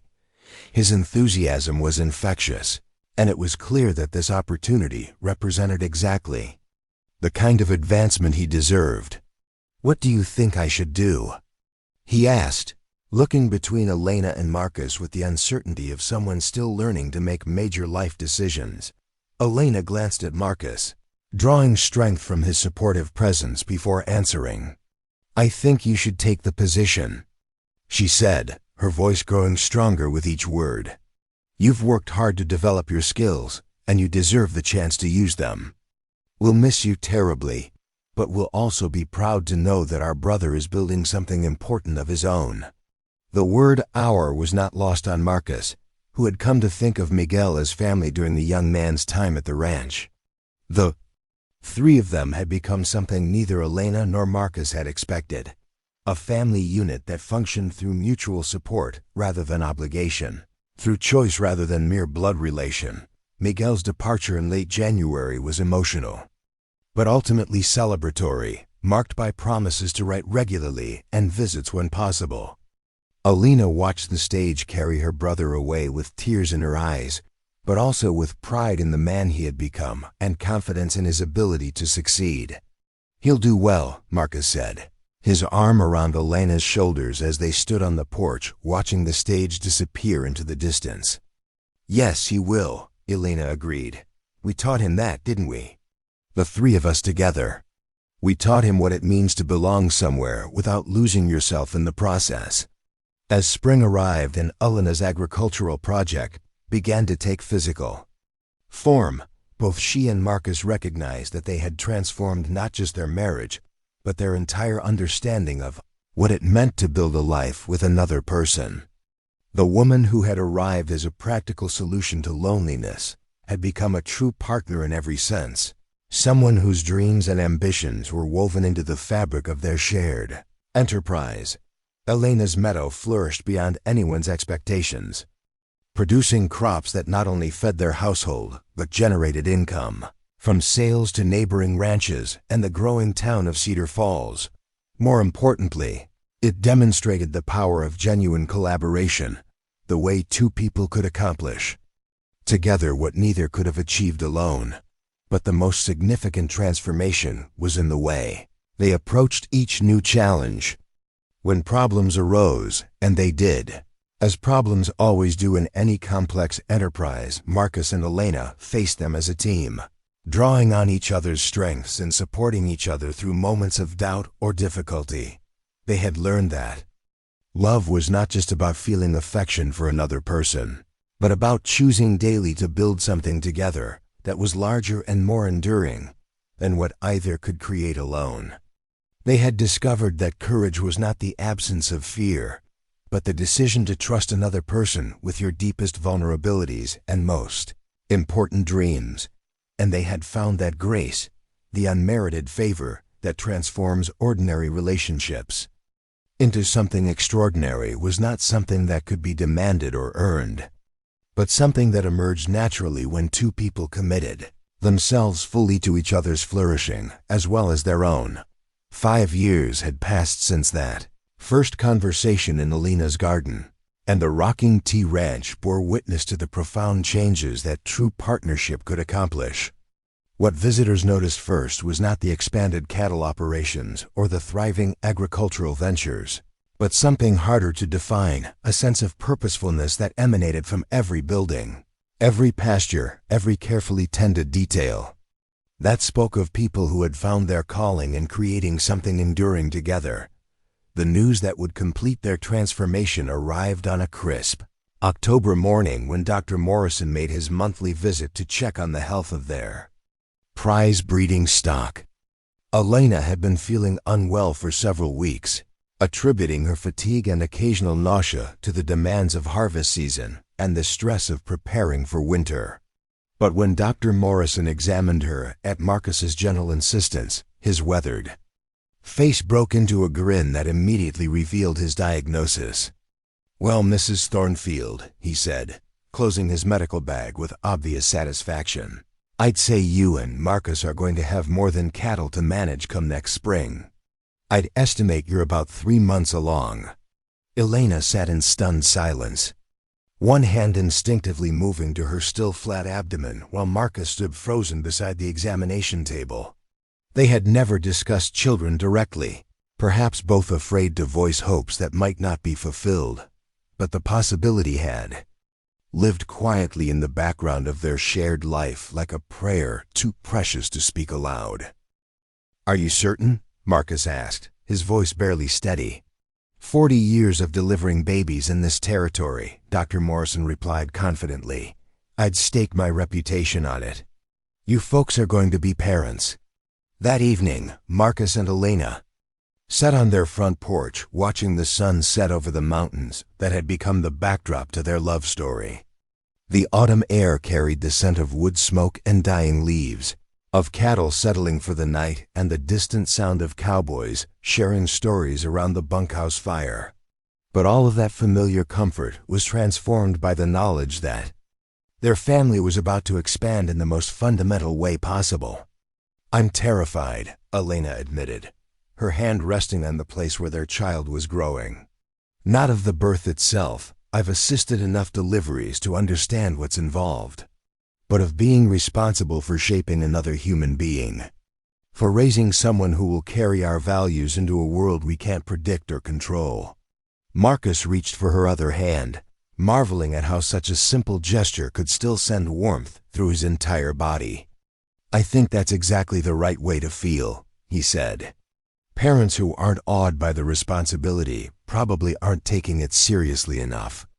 Over the winter months, as Elena's body changed and their anticipation grew, they found themselves having conversations they had never imagined when their relationship began as a practical arrangement. What kind of parents did they want to be? What lessons were most important to pass on? How could they prepare their child for a world that was changing so rapidly that the Montana territory of their youth might be unrecognizable by the time their son or daughter reached adulthood? "I want to teach them that work has dignity," Elena said one evening as she knitted tiny socks by the firelight. "That there's honor in building something useful with your own hands, whether it's growing food or raising cattle or creating beauty, where none existed before. And I want them to understand that real strength comes from being able to depend on others and letting others depend on you." Marcus added, his own hands busy carving a wooden cradle that would cradle their child. "Too many people think independence means never needing anyone else, but we've learned that the strongest lives are built on genuine partnership." The winter also brought news from Miguel, whose letters from Wyoming painted a picture of a young man thriving in his role as ranch foreman and beginning to court the daughter of a neighboring family. His writing carried the confidence of someone who had found his place in the world and the wisdom to build relationships based on the example he had witnessed at the rocking tea. He mentions Maria every letter now, Alina observed with amusement, reading his latest correspondence aloud. He's describing her father's ranch, her skill with horses, her intelligence about business matters. I think our little brother is falling in love with someone who sounds remarkably like his sister, Marcus noted with a smile. Apparently he learned that beauty and brains together make a formidable combination. Spring arrived with unusual drama that year, bringing not just the normal bustle of calving season and agricultural planting, but also the arrival of a railroad survey team that would determine the route of a new branch line, connecting their region to the main transcontinental railroad. The prospect of rail access to distant markets represented a potential revolution in their business prospects, but it also raised questions about how improved transportation would change the character of their isolated valley. Elena, now visibly pregnant and radiating the particular glow that seemed to accompany her condition, threw herself into discussions about how the railroad might affect their operations. Her agricultural ventures had already proven profitable enough to attract attention from buyers as far away as Denver, and rail transportation could dramatically expand their market reach. We could ship fresh produce to mining camps throughout the territory, she said, her hands moving instinctively to sketch rough maps on butcher paper spread across their kitchen table. Fruits and vegetables that miners can't grow for themselves, but desperately need for their health. Marcus studied her proposals with the admiration that had only grown stronger over their years together. It would mean significant expansion, probably hiring additional workers, possibly building new storage and processing facilities. Are you concerned about growing too fast? Elena asked, noting the caution in his voice. I'm concerned about growing without purpose, Marcus replied.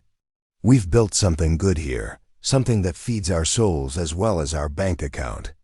I want to make sure that whatever we become next is worth what we might have to sacrifice to get there.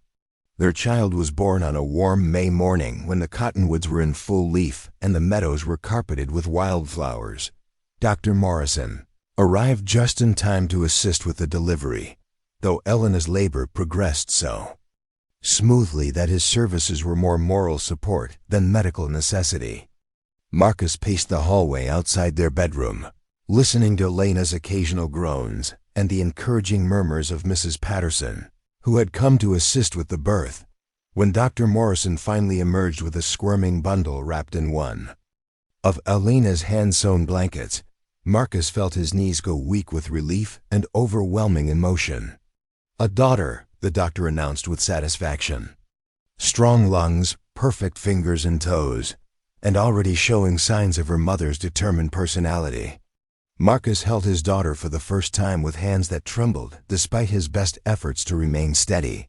She was impossibly small and impossibly perfect, with dark hair like her mother's and eyes that seemed to look directly into his soul with ancient wisdom.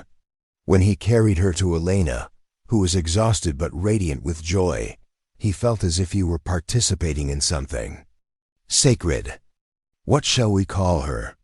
Elena asked, her voice soft with wonder as she cradled their daughter against her chest. Isabella, Marcus said without hesitation, the name that had come to him the moment he saw her face. Isabella Grace.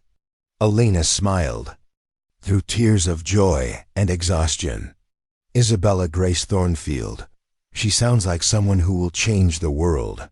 The months that followed brought the particular chaos and overwhelming joy that accompany new parenthood. Marcus discovered that his reputation as a capable ranch manager meant nothing when faced with a crying infant at 3 a.m. Elena found that her efficiency in managing household operations was severely tested by the unpredictable demands of feeding, changing, and soothing a baby who operated on her own mysterious schedule. But they also discovered that parenthood enhanced, rather than diminished, their partnership. They took turns with night feedings, shared the countless daily tasks of infant care, and marveled together at each tiny milestone in Isabella's development.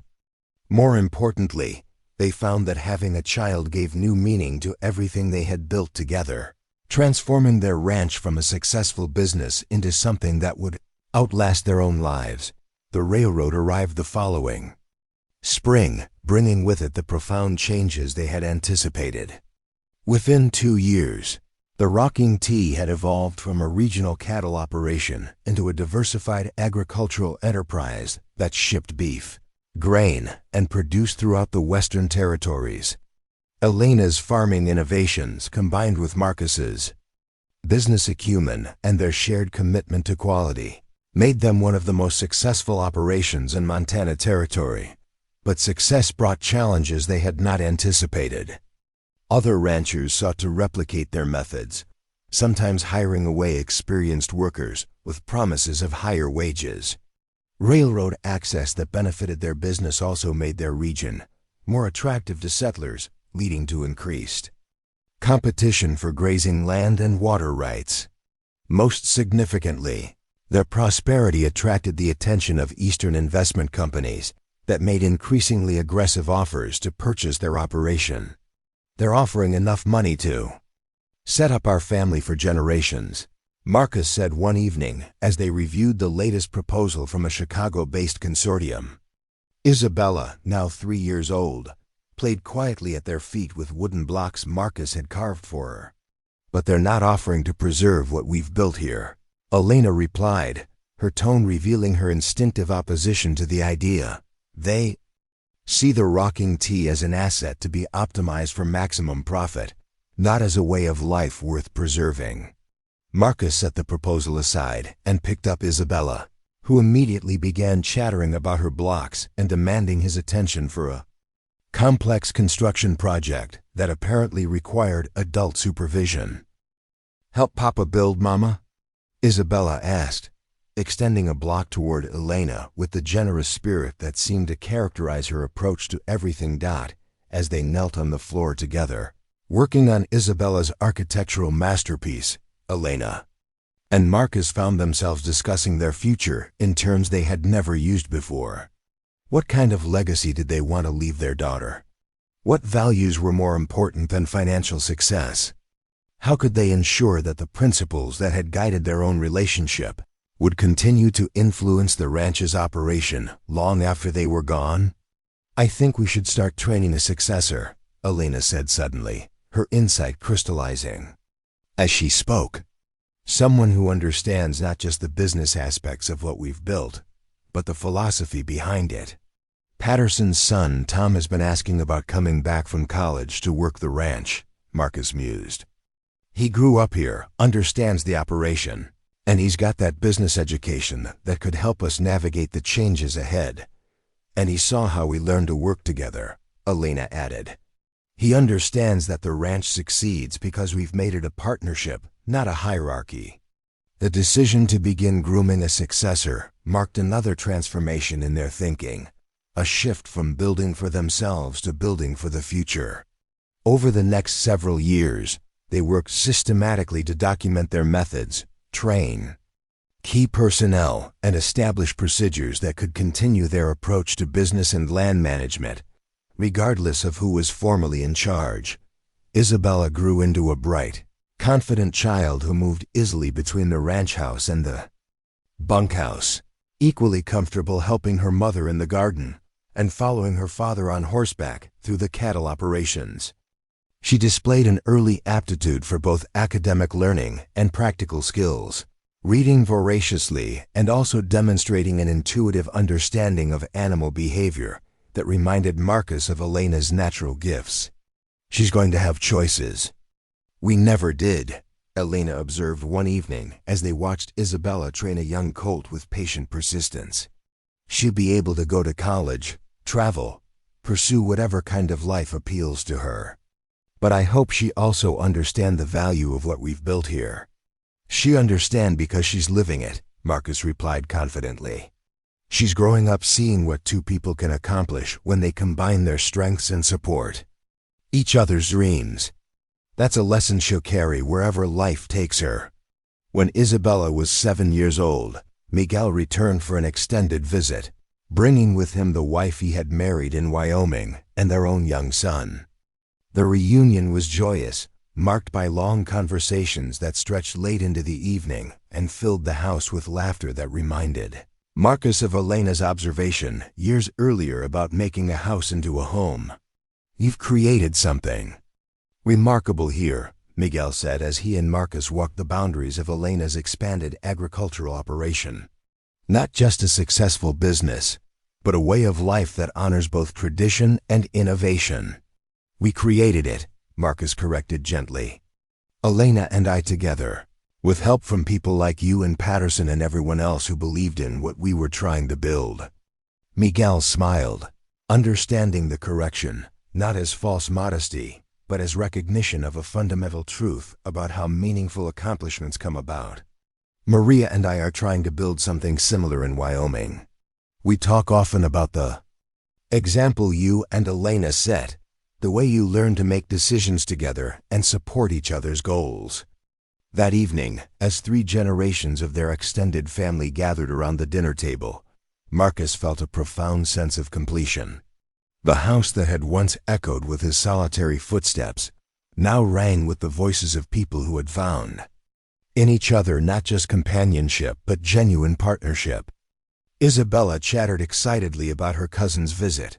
Elena and Maria compared notes on managing ranch households while pursuing their own interests. And Miguel and Marcus discussed innovations in cattle breeding with the easy camaraderie of men who respected each other's expertise. As the years continued to pass, the Rocking Tea became known throughout the territory, not just for its business success but for its approach to balancing profit with principle. Young ranchers came to study their methods. Journalists wrote articles about their innovative agricultural techniques. And agricultural colleges sent students to observe their integrated approach to livestock and crop management. But the most important legacy was less tangible and more enduring. The example they provided of what marriage could become when 2 people committed themselves, not just to loving each other, but to building something together that was larger than either could create alone. They had learned that true partnership required not just shared goals, but shared vulnerability, not just mutual attraction, but mutual respect, not just passion but patience. Marcus and Elena aged gracefully together, their hair silvering and their movements slowing, but their essential partnership growing stronger with each passing season. They faced the inevitable losses that come with long-life friends who died, changes that challenged their established ways, economic pressures that required adaptation, but they faced them together, drawing on reserves of trust and understanding that had been built through decades of choosing each other daily. When Isabella married a young engineer who shared her interest in both literature and livestock breeding, the wedding was held in the same cottonwood grove where her parents had exchanged vows. The ceremony was larger and more elaborate than Marcus and Elena's simple exchange of promises, but it carried the same spirit of commitment to building something enduring together. In his toast to the newlyweds, Marcus raised his glass and spoke words that had been distilled from decades of learning what marriage really meant. True love is not finding someone you can live with, but finding someone you cannot imagine living without. But more than that, it's choosing daily to build together something that honors both of your dreams and creates space for dreams you haven't even discovered yet. Elena, sitting beside him with tears of joy in her eyes, added her own blessing. May you have the courage to be vulnerable with each other, the wisdom to support each other's growth, and the grace to forgive each other's failures. And may you never forget that the strongest foundations are built not in moments of passion, but in quiet acts of daily kindness. Years later, when historians studied the development of Montana Territory, they would note the contributions of ranchers like Marcus Thornfield to the economic growth of the region. Agricultural journals would reference Elena's innovations in sustainable farming techniques. Business schools would analyze their approach to diversified operations and employee relations. But perhaps the most lasting legacy was found in the countless couples who had witnessed their example and learned that marriage could be a partnership of equals. That love could be both practical and passionate. That two people committed to each other's flourishing could create something beautiful and enduring in even the most challenging circumstances. The cattle baron who had once paid for a bride had received instead a partner who taught him that true wealth was not measured in land or livestock, but in the depth of connection possible between two human beings who chose daily to build their lives together.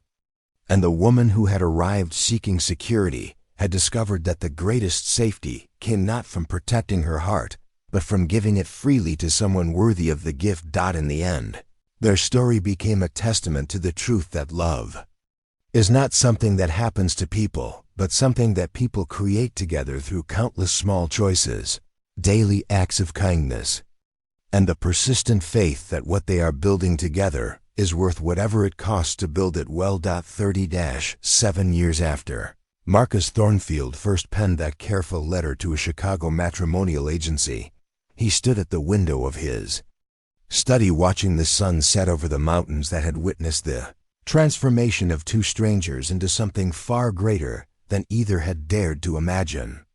His hair was now white as winter snow. His hands bore the accumulated scars of decades working the land, but his eyes still held the wonder of a man who had discovered that life's greatest treasures often come disguised as practical necessities. Elena appeared beside him, moving with the measured grace of a woman who had learned to carry both authority and gentleness with equal ease. At 63, she remained formidable, her mind as sharp as ever, her spirit undimmed by the passage of years. The silver threads in her dark hair caught the evening light, and Marcus felt the same quiet amazement that had sustained him through nearly 4 decades of marriage, that this remarkable woman had chosen to build her life alongside his. Isabella's train should arrive tomorrow afternoon, Elena said, settling into the chair beside his desk where she had sat through countless evening conversations about everything from cattle prices to philosophy. She's bringing the grandchildren for the summer, and she mentioned in her letter that young Marcus is already asking about learning to ride. Their grandson, named for his grandfather, but carrying the confident curiosity that seemed to characterize the new generation, was 7 years old and fascinated by everything about ranch life. Isabella had become a professor of literature at the State University, her marriage to the engineer producing 3 children who split their time between the intellectual stimulation of academic life and the practical education available at their grandparents' ranch. And Miguel's family? Marcus asked, though he knew Elena would have every detail of their extended family summer arrangements carefully planned. They'll arrive next week. Miguel says his youngest daughter is showing real aptitude with horses, which shouldn't surprise anyone given her bloodlines. Elena's smile carried the satisfaction of a woman who had seen her family flourish across generations. Miguel had become one of the most respected ranch managers in Wyoming, his marriage to Maria producing 4 children who all displayed the blend of practical wisdom and ambitious dreams that seemed to run in the family. Marcus nodded, already anticipating the controlled chaos that would transform their peaceful ranch into a bustling center of family life. These summer gatherings had become legendary throughout the territory, drawing not just their immediate family but friends and business associates who wanted to experience what everyone referred to simply as the Thornfield way, an approach to living that somehow balanced success with satisfaction, ambition with contentment. Dr. Morrison had passed away the previous winter, but not before training his replacement and ensuring that the medical care available to ranch families continued to improve. Patterson had retired to a small house in Cedar Falls, but still visited weekly, officially to check on the horses, but really to maintain the friendships that had sustained him through decades of shared labor. The ranch itself continued to thrive under the management of Tom Patterson, who had inherited not just his father's practical skills, but also his understanding of the principles that made the Rocking Tea more than just another business operation. As twilight deepened over the valley, Marcus found himself reflecting on the unexpected nature of transformation. When he had first written to that matrimonial agency, He had been seeking a solution to a practical problem, the need for companionship and household management. He had approached the arrangement with the same methodical thinking he applied to cattle breeding or land acquisition, expecting measurable results from a clearly defined investment. Instead, he had received an education in mysteries he had never suspected existed.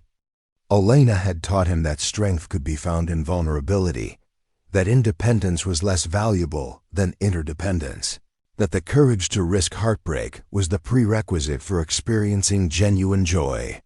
Through her example, he had learned that grace was not just a theological concept, but a daily practice, a way of extending to others the same patience and forgiveness that sustained any lasting relationship. But perhaps more importantly, their partnership had demonstrated that love was not a feeling to be passively experienced, but a discipline to be actively cultivated. Every day for 37 years, they had chosen each other anew, not because emotions compelled them, but because their shared life had proven worth the daily investment of attention, effort, and care that any significant partnership required. "Do you ever wonder?" Elena asked, her voice carrying the reflective quality that often marked their evening conversations. "What would have happened if we had approached our arrangement differently? If we had tried to manufacture romantic feelings instead of building practical partnership?" Marcus considered her question seriously, as he always did when Elena posed one of her hypothetical scenarios that inevitably led to deeper understanding. "I think we would have failed," he said finally. "Passion without partnership is like a fire without fuel. It burns bright and dies quickly. But partnership without any emotional foundation is just a business contract that can be dissolved when circumstances change." "So we were fortunate to find both," Elena observed. "No," Marcus corrected gently. "We were wise enough to build both. The feelings grew because we created the conditions for them to flourish.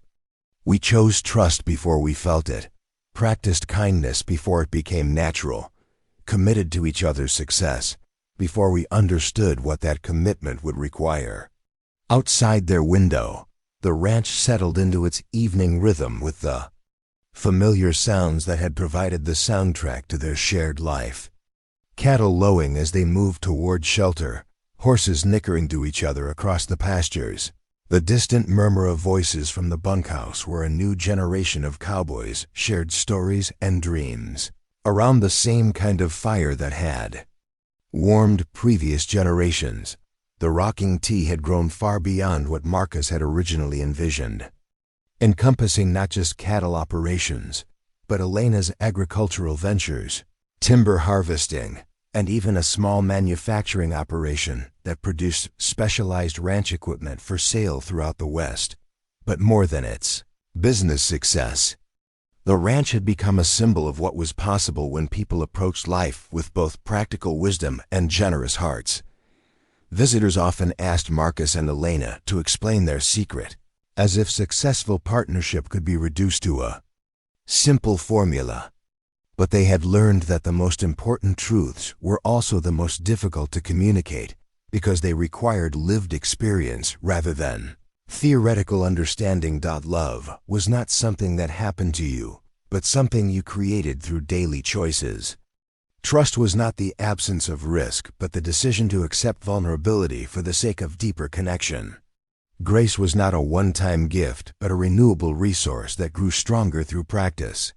These insights sounded simple when spoken aloud, but they had required decades of patient application before becoming genuine wisdom. As the years had passed, Marcus and Elena had also discovered that their influence extended far beyond their immediate family. Young couples throughout the territory sought their counsel, drawn not by their wealth or business success, but by their obvious contentment with each other.